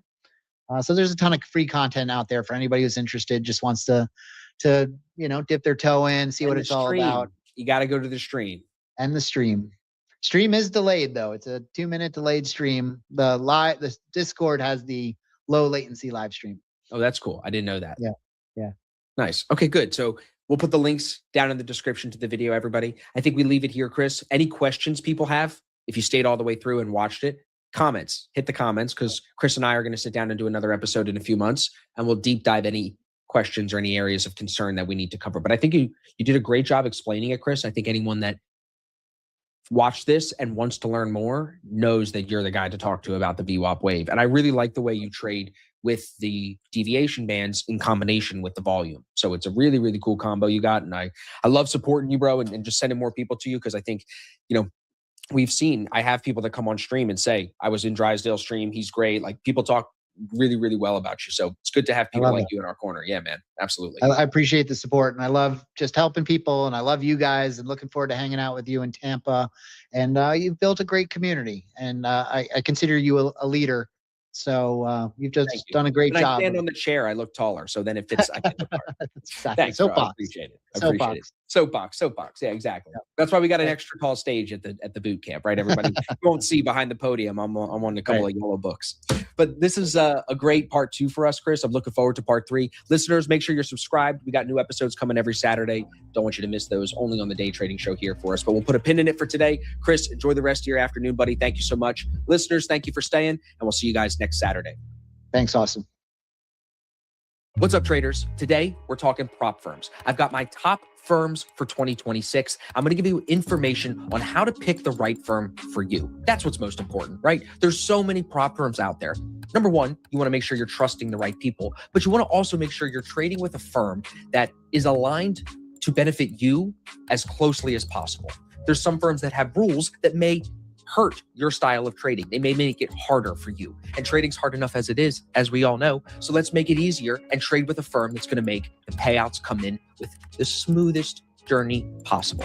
If you're new to my videos, my name is Austin Silver. Welcome to the channel. I drop trading tutorials all week long. I stream live on ASFX TV every day showing how I trade, taking payouts. And I also post new podcasts every Saturday for the Day Trading Show. So make sure you subscribe. I got a ton of trading content. I've been doing this for over 10 years. When we talk about prop trading, my prop trading journey goes back to when I worked for T3 Trading, T3 Live. I think that was 2017, 2018. So I got into the prop space in a different way than a lot of you guys know the prop space. You guys know prop firms in the new sense, which are really like funding companies. But the prop firm business has been around for many, many years. And I've seen the evolution from that when I was on Wall Street to the Forex prop trading space, and now focused very heavily on the futures prop trading space. So today I want to give you, my opinion, which hopefully has some weight since I have so many years in this business and we've had so much success with prop trading in our community. If you know, I run the Black Shirt Club, which is one of the most popular trading coaching programs in the business. We've had last year over $250,000 in payouts for our traders. So hopefully this year we're going to double that. It's off to a good start so far. And I'm going to talk to you a little bit about where those payouts are coming from as we get into this video today. So first thing I want to talk about is, how do we know who to trust when it comes to prop firms? The simple answer, everybody, is Prop Firm Match. You're going to go to the link in the description to this video, or propfirmmatch.com. You're going to use the code MATCH, M-A-T-C-H, with all of the firms I'm going to talk to you about today. That's going to save you the best discount. Now, these firms are vetted. In order to get on Prop Firm Match's website, you are, as a firm, going to be looked at with a very close eye. In fact, there was some drama in the industry, as there always is recently, and Prop Firm Match was the first company that does this type of ranking system stuff. The first company, in my opinion, the right way to do it. They got ahead of it and they delisted the company that was involved in the drama. So the firms that are here, in all honesty, are all great. But I'm going to give you my top firms in this video. But I think for you as the listener, if something I say here maybe doesn't align with you, definitely go to propfirmmatch.com, use the link in the description, and that's going to give you a ton of information, more than I probably want to cover in this video because I don't want to keep you here for 3 hours, right? The big thing with Prop Firm Match is you can compare futures and Forex firms. We're going to focus on futures firms today. My top firm, the one I've taken my payouts from so far this year and closing out last year, is Top One Futures. That's where we're going to start today. So as you can see, there are exclusive offers at the time of this video listed at the top of the futures page. Those offers may change, but if you scroll down, you'll see the entire list of firms. Now, we're going to start with my favorite, like I said, Top One Futures. If you follow my stream, you know I've been trading with them since launch. I think their live offering is awesome. I think that there's pros and cons to every firm, but Top One Futures crushes it with their one-step instant funding kind of model. I think they also have a competitive eval, but for someone like me, I do instant funded accounts. I took a bunch of payouts with Top One so far here. As you can see, this is the back end dashboard. I've taken a lot from their live account, which is these numbers you see here. But if we go back into 2025, the end of the year, and into the summer of last year, you can see those sim payouts as well. So I've kind of tasted both sides of the coin with Top One Futures. I think that they have great account offerings, but specifically the instant funded is where I found most success. I would say with any instant funded account, they're going to have a consistency score, which is a drawback for some of you. I think a consistency score can actually make you a better trader because it makes it so you can't just swing for home runs. I don't recommend swinging for home runs. If you look at the payouts that I've taken, I'm not hitting home runs, right? We're base hits, accumulate, really become a day trader. Don't become this like guy that's searching for a 10x win every day. So I think if you get into that mindset as a day trader, I can help you. If you come on our stream, I'll show you how to do that. If you get into that mindset, these instant funded accounts, nothing really beats it. Top One Futures wins that. I also think Top One Futures wins in customer support. Like there's a lot of things you can say about firms when it comes to getting back to their traders. I will actually say one of the firms I'm going to mention is not that great in customer support. They're better, they're getting better, but Top One just knocks it out of the park, really. I think the biggest con that I can say with Top One Futures is in the live account, I have a contract cap. So they gave me a $15,000 pre-live, they call it, account, but I can only trade one mini. So that is a drawback. I know some of you like trading with size, but you give up the size for the daily payouts, for the no consistency score, for the huge loss limit. You know what I mean? So it's pros and cons. But Top One, I love the guys that run the company. That's a big thing, right? They had success as Top One traders, and Top One Futures naturally is also doing extremely well. I think that they're over $20 million in total payouts, and they haven't even been in business a full year yet. So I think that's pretty impressive, you know? Now, the second company I'm going to talk to you about has been around a lot longer. If you look here, they actually show you years of operation, right? Top One Futures still says 0. The second company is going to be Take Profit Trader. Now, Take Profit Trader is the, in my opinion, most underrated company on Prop Firm Match's website. I think for the amount of platforms that they offer, which as you can see here, is over 10 different trading platforms. I think for that reason alone, let alone the fact that you can get to daily payouts with them, they have a great copy trading model. Like the fact that they offer so many account types is a huge win, especially when you look at some firms like Top Step and Aqua Futures, they're only offering one trading platform to trade on. I do not recommend trading on just one platform that may be controllable by the firm or whoever owns it. I would want to be able to have options to trade. So, you know, when you're trading a live account, especially, you're getting that true market experience, not some manufactured environment. So I like Take Profit Trader a lot for their years in business. I like their instant daily payouts, not instant, daily payouts once you get to the Pro Plus accounts. And I like the offerings, like so many different platforms, not just Tradevate even, to trade on. Motive Wave, I think, let's see if we click this, it'll tell us. Yeah, they offer some of these ones I've never even heard of, right? Volfix, RTrader, a lot of different platforms that you can use. So Take Profit Trader, number 2 for me, I think super underrated at 3.6. If you deep dive this, you can see they've been around for a long time. So the long standing in business means that they know how to get things done. Now, con for them, the customer support used to be really slow, but it's definitely gotten better. Now, I've actually interviewed their CEO, James, on my podcast before. I really liked him. I think he's a super sharp guy. And I think that's why they've improved, and they constantly do good marketing, do good advertising. They don't get into the drama, and they deliver. Like, the payouts hit with no problem. So I think the Pro Plus account should definitely be on your radar. So Top 1 Futures, Take Profit Trader. And then my third firm that I'm going to recommend is my buddy Matt Leach. Matt has run My Funded Forex. They sold. He then focused on My Funded Futures, and they're crushing it. They have the most hearts here on Prop Firm Match. They've been in business for 2 years, ton of trading platforms to trade with. Most importantly is they have a lot of account offerings. If you come in here, you can not just read about their, commissions, consistency rules, and everything like that, but they have a lot of different accounts that you can trade. They offer copy trading. They offer everything that all the other firms do, but just with more options of how to get funded through instant funding, through evals, all of that. So I think My Funded Futures is really like a wide range of options. If you don't know where to start, it may be a great place to start as well. Top 1 Futures has a couple of account types, but I think still you get a little bit more variety with what My Funded Futures does in terms of like how much is your max daily loss versus how much is your profit target versus how often can you take payouts. All these prop firms have gotten so competitive on how to offer us different ways to get to payouts. So it's cool to see firms like My Funded Futures getting creative and offering unique offers like that. But I still think, even though I've given you my top 3 in this video, I still think you should come to Prop Firm Match, go over some of the reviews of what people are saying here as well. Don't just trust the 3 that I recommended. Check out the other ones as well. But I think you should, take these reviews very seriously. I know the guys that are running Prop Firm Match, excuse me, Zach, who streams for me on ASFX TV, he streams for them every day. Zarb, I think the people that are running this company are above board. So if they're saying these firms are 3.8, 3.9, I would take that seriously. If they're saying these firms are 4.7, 4.4, 4.6, I would take that seriously too.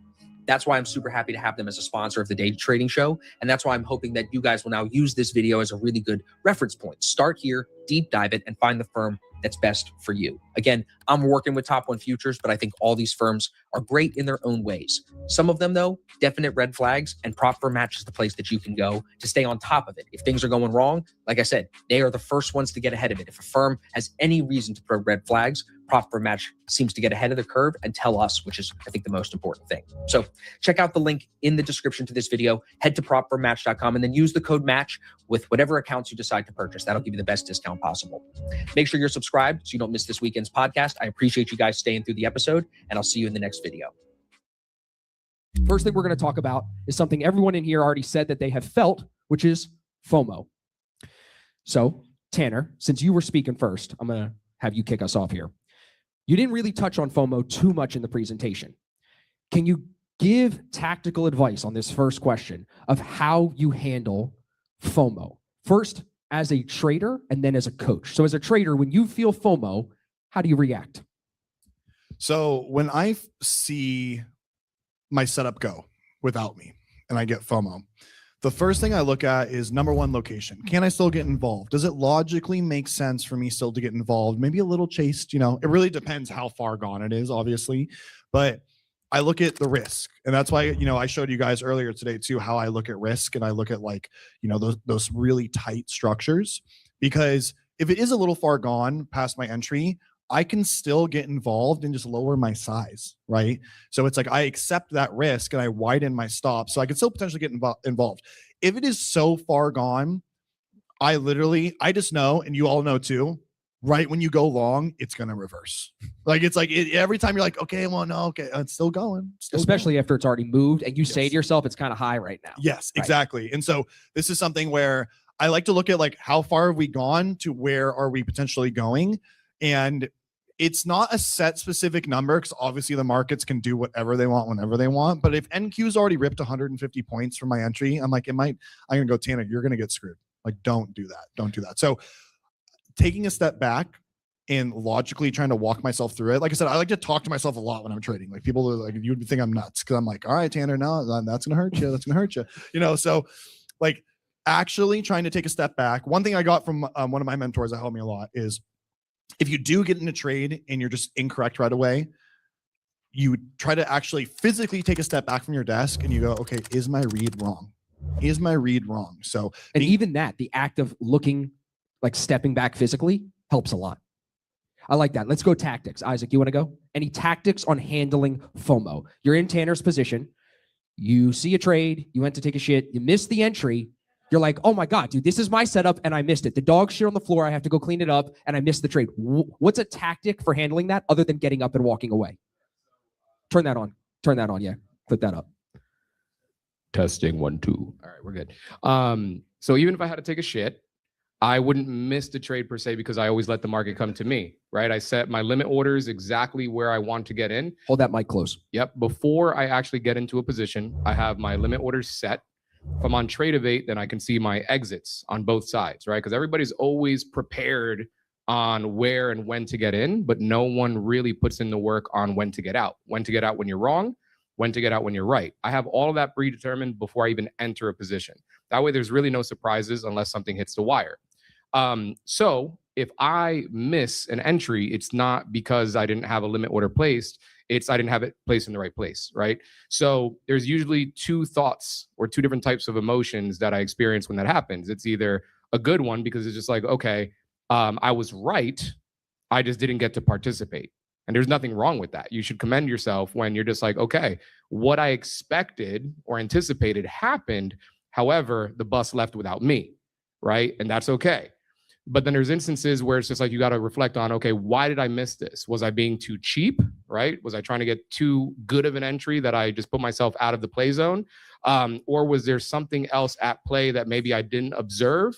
Or was there something that changed after I placed my limit order that did not allow me to participate?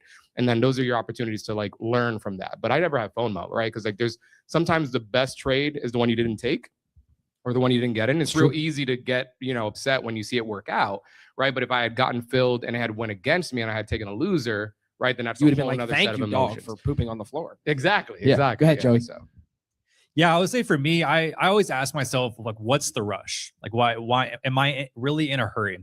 Right? If I miss a move, and I'm feeling FOMO, what's the root of that? Why am I feeling FOMO? Number one answer is I want to make money. And a setup happened, price is moving in the way I thought it was going to go. And I'm afraid and I'm kind of pissed off that I'm not in it and I'm not making money. Right? So the root cause of that is you're not making money.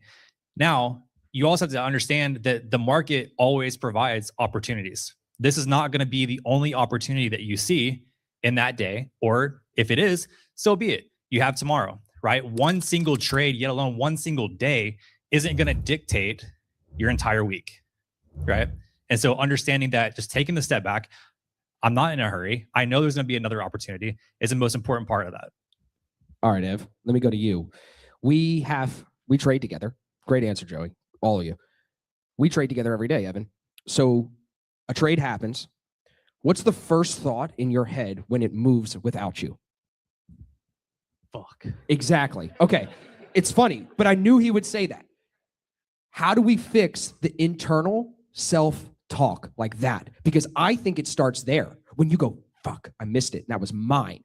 I think we have to assess that self-talk of, fuck, it was mine. It was my move. That's my setup. Is it?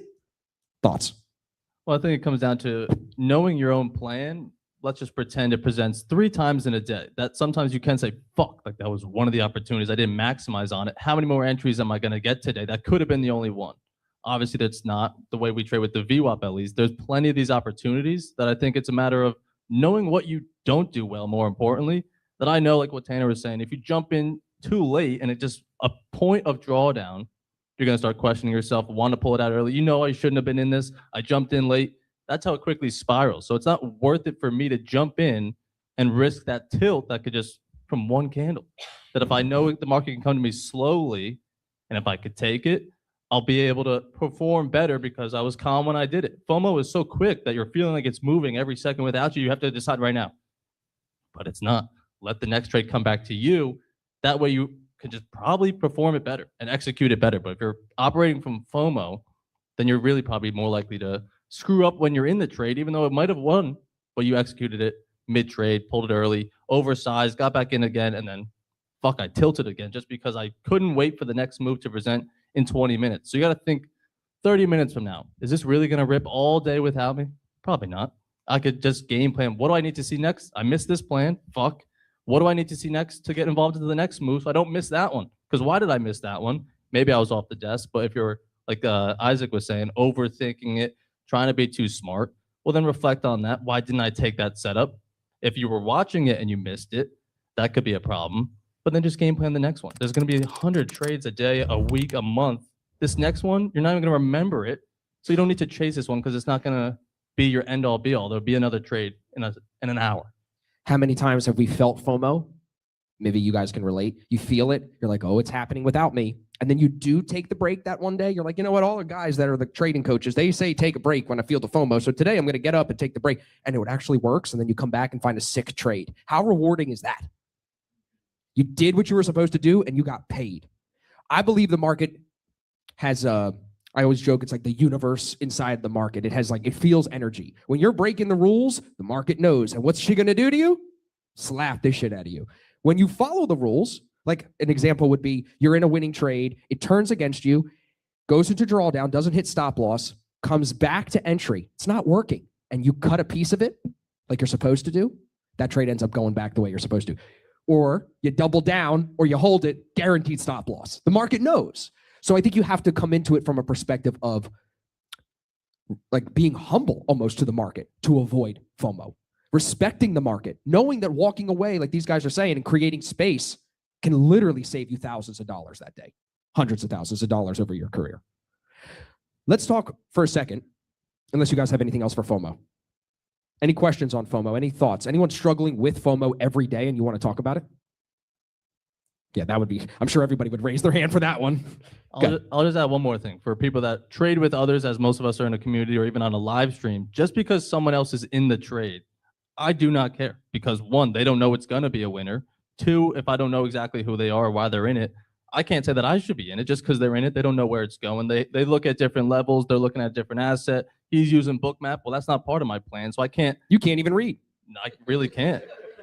That there's so many times where they're saying, oh, there's a view up in your way. I don't use that one. So you might be right. It could be valid. It could hurt my trade, but I don't weigh that in my plan currently. So you're not going to talk me out of what I'm seeing right now. I still need to do what I follow.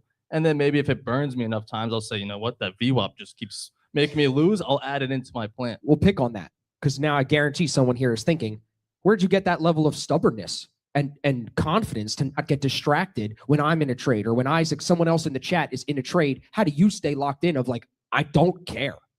I don't know why they're in, and I don't know what they're doing to get in or when they're looking to get out. So I can't be relying on someone else to feed me my success. I mean, you want to learn from everyone of, hey, Isaac, why'd you get in that trade? And why'd you get out there and not hold it a little bit longer? So then if you start to understand why he's in the trade, then you could belong in that trade next time.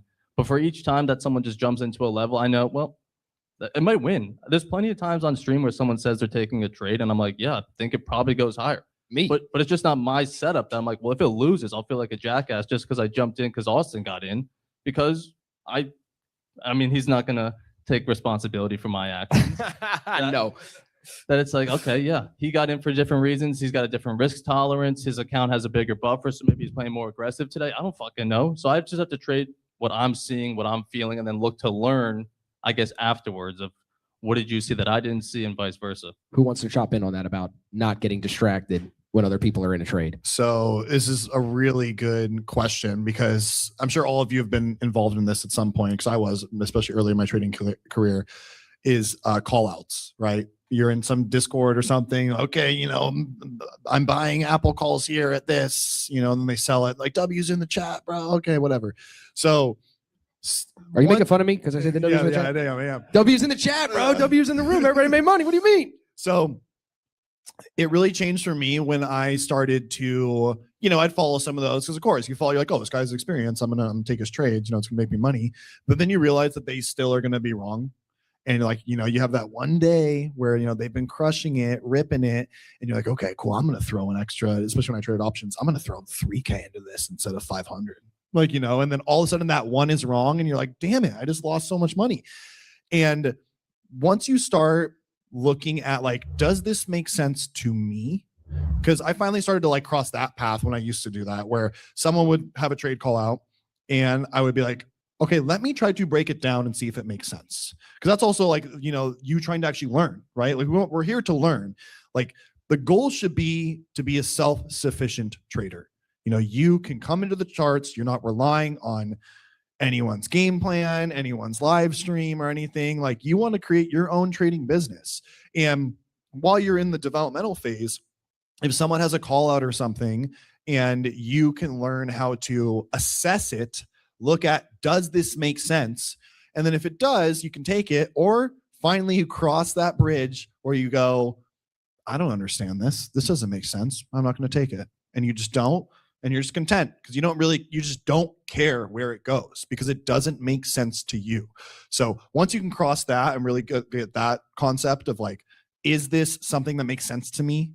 Okay, I will take it. It's going to maybe add conviction, or I have no idea what this is. I'm not just going to hop in blindly. That's going to like helps like flip the script. I would just say connect what he just said to chart markups and journaling, right? Oh, Tanner's in a trade. I don't know why he took it. I'm going to mark it up and study it. I might find something I like. I might find something I hate.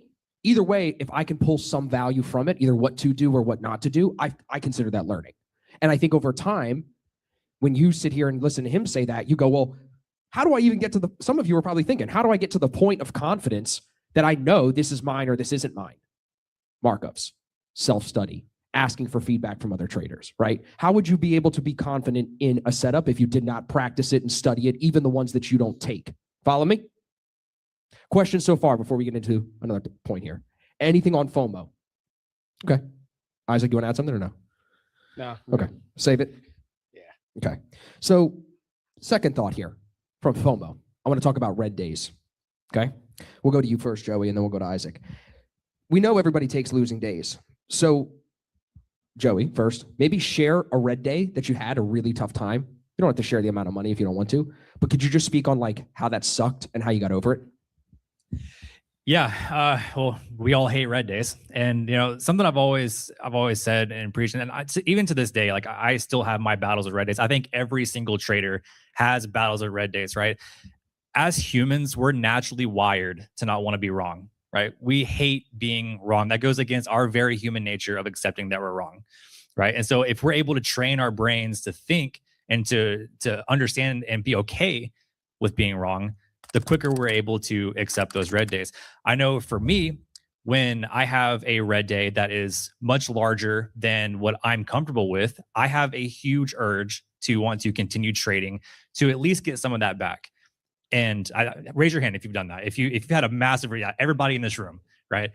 Everybody in this room has had a red day where they just couldn't stomach it and they want to continue trading and get it all back. The issue there is that if it does work for you, now you're programming your brain to think this works, and you're going to do that shit over and over and over again until it just stops working, right? So again, the quicker you can train your brain to be okay and accepting those red days, the quicker you're going to stop blowing those accounts on those red days and be okay with it and continue the rest of your week.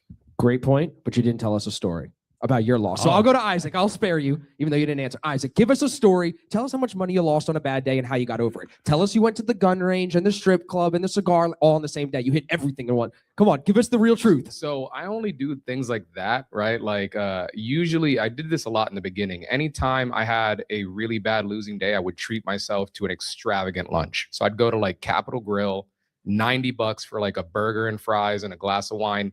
And that allowed me to reset to come back the following day, right? You get on this tangent, you go like throw weights around like Tanner, you go to the gun range and blow off some 300 blackout. And, you know, I think that actually compounds the problem.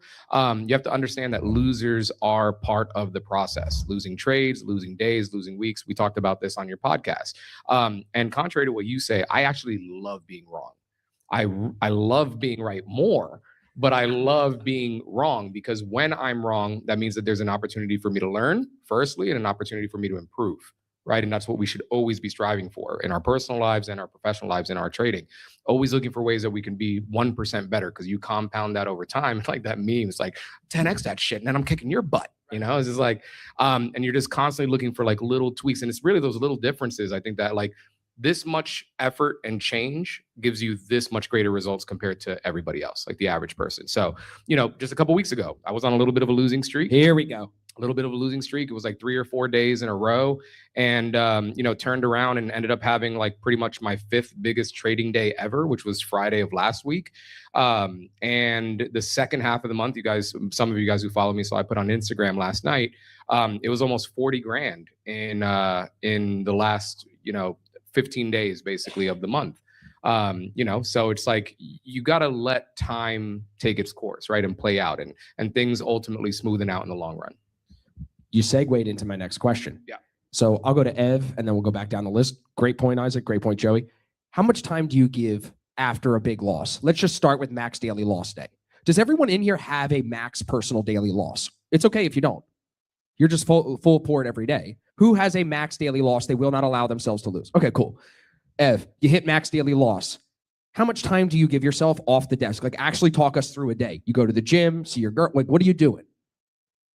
Do until what? My next trading session? Until you pick up the next trade. Could be the next day, could be the next week. I'm asking you to tell us, how much time do you need to process the loss? How do you figure out how much time you need to sit with that thing? Yeah. So everyone's going to be different. That you have to really be honest with yourself. Of the next day's trading session, let's say, you have to be honest with yourself the best you can to ask, did I accept yesterday's loss? Or am I still having it overhang and lead into today's trading, right? Because so many times, oh yeah, I put that loss behind me. It's fine. I'm ready to trade today. But they're really not. They're just still angry that they lost so much yesterday. So it's another max daily loss day. So you have to be aware of your own, how much are you really putting it behind you? But for me, I would say a day by now. It used to be, if I went on tilt one day, it's probably going to happen the next day and the next day. But through time, you try to limit that to 2 days, then the 1 day. Then I would say, first off, for like a big loss, before max daily losses even hit, I would not just jump right back into the next trade. I'd say give myself at least an hour, get off the desk and reset. Don't even look at what's happening. Of if it came back in my direction and I would have been right, that's very dangerous. So I think give yourself a time hour. And then for the max daily loss, once that's hit, you're done for the day. Journal it tonight once you're now not emotional about why you got in, why you got out, what happened, what could I have done better. Put it behind you and then come back later when you are level-headed again to talk about the trade. And then hopefully by the morning, you're ready to unbiasedly trade again. And then if you're not, say, you know what, I am still pretty aggravated because I was so close to a payout and I had a max daily loss day. I feel myself wanting to trade already. It's pre-market and I just want to trade. All right, well, then you probably didn't put it behind you. Give yourself maybe another day off or an hour. Pause the account, something, because you didn't put it behind you. Something. Go ahead, Isaac. Yeah. So you have to have rules for when things don't go your way. And it's a little tricky. Like if you don't have a clear and defined strategy or process or systems, it's a little bit harder to do this. But I have set rules. If I have 2 losers back to back, I'm done for the day.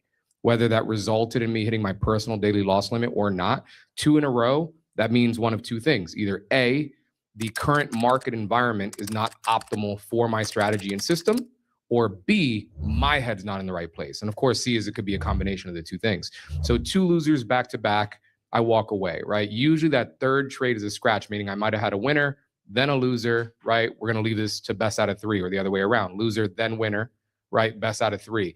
And that usually always happens before my daily loss limit because the way that I have things structured is that if I take 2 losers back to back, that should put me $500 less my personal stop daily loss limit. And you guys have to have those parameters and those restrictions and those training wheels and those guardrails all built into your terminal or your platform, because if you leave it up to you, you're going to fuck up every time, right? The less that you can leave up to you and your decision making, and you make it less mechanical and more automated, the less problems you're going to have in the long run. So like daily loss limit, that's an easy one, right? You hit it, you're locked out for the day, you come back the next day. But I put myself on a 1-week timeout before.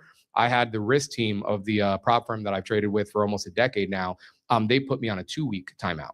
They said, we're restricting your account for 2 weeks, take a breather, come back. I came back, I crushed, right? So, if you're not working with a risk desk, especially if you're not in the live environment, you might not necessarily get that hand holding or that micromanagement, but just that other thing to kind of like, get you back on course. Trading is a lonely business. That's where, some of these communities really come into play because they can help keep you accountable and help you become more consistent, more disciplined, and so on and so forth. But it's okay to walk away from trading. You know, like I said, they put me on a 2-week timeout, 10 trading days. And then I can come back and you know, kind of start where I left off, and it was in a better place for sure. Go ahead, Tanner. I would just add to that real fast. Hot or not, everybody, it's cool to walk away when you're hot. It's cool to walk away when you're not. I got a lot of guys that run hot and burn out. New Year's resolution for me 2023 was that if I had 4 trading days winning in a row, so like Monday, Tuesday, Wednesday, Thursday, I take Friday off. I love that. I Right. just don't, I 4-day know work so week. many people. I'm sure you guys have them too. Like they do really well, and you've seen it before, like through the coaching, and you're like, oh, dude, I know you're hot. Right You're around not the going to corner. stay that Yeah. way, though, buddy. Nobody does. Go ahead. So on the concept of limits and max loss, story time, my worst day ever. It was my 3rd year of trading. I had like just barely became profitable. Was all stoked. And I remember it was February and I was up over $14,000 trading options that month. And it was like 4 days away from the end of the month. And I was like, oh, dude, this is epic. I'm crushing it. Friday comes along and I just decided to trade some 0 DTE SPX. And if any of you know, I've been down that rabbit hole. It's a rabbit hole. So I That you may not come out of. Yeah, that you may not come out of. So up 14 grand in the month. It was also going to be my first 5-figure month of my career. And I lost 700. Then I lost 1,400. And then I was down 2,500. And then I was down 3,700. And then I ended the day down $5,000, not of sim money, of real cash. And that was my worst day ever. And that's when I was like, holy shit, how did I just let that happen? How did I let that happen? It's because I didn't have guardrails. I think I got away one too many times that month as well. I probably had a couple days where I was maybe down like 1,100, then I clawed back and I was fine. But it's like having that hard limit actually really does save you. It's the whole concept of like, you know, when you build those bad habits and tell yourself it's okay, it's just a matter of time before that day comes around the corner and just kicks you in the face. So I remember that happened. And then, you know, of course, I self-sabotaged my 5-figure month and I ended the month. I think the day after that too, I lost another 2 grand. So I lost like 7K in 2 days. And I was like, oh my God. And that really, really hurt. And it took me, I think it took me like a whole week of, luckily I'm pretty good about like every single day is a new day. I will say after a big loss, for sure it's on my mind. Like definitely I'm like, oh shit, you know, I did this yesterday or whatever it is. Especially if you're close to a prop firm payout. I'm sure you guys have been there where you're like really close. And then you That's have like, the worst, bro. you have a red day and then the next day is red. And then you start going into panic mode. And you're like, oh shit, dude, I was real close. I don't want to fuck this up. And so, you know, coming into the session and asking yourself like, today's a fresh day, right? Like what's going to happen today?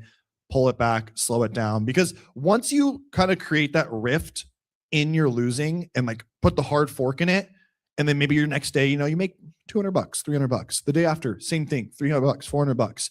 You start to kind of build back that momentum on the other side, and you remember like, okay, yeah, this is what I need to do.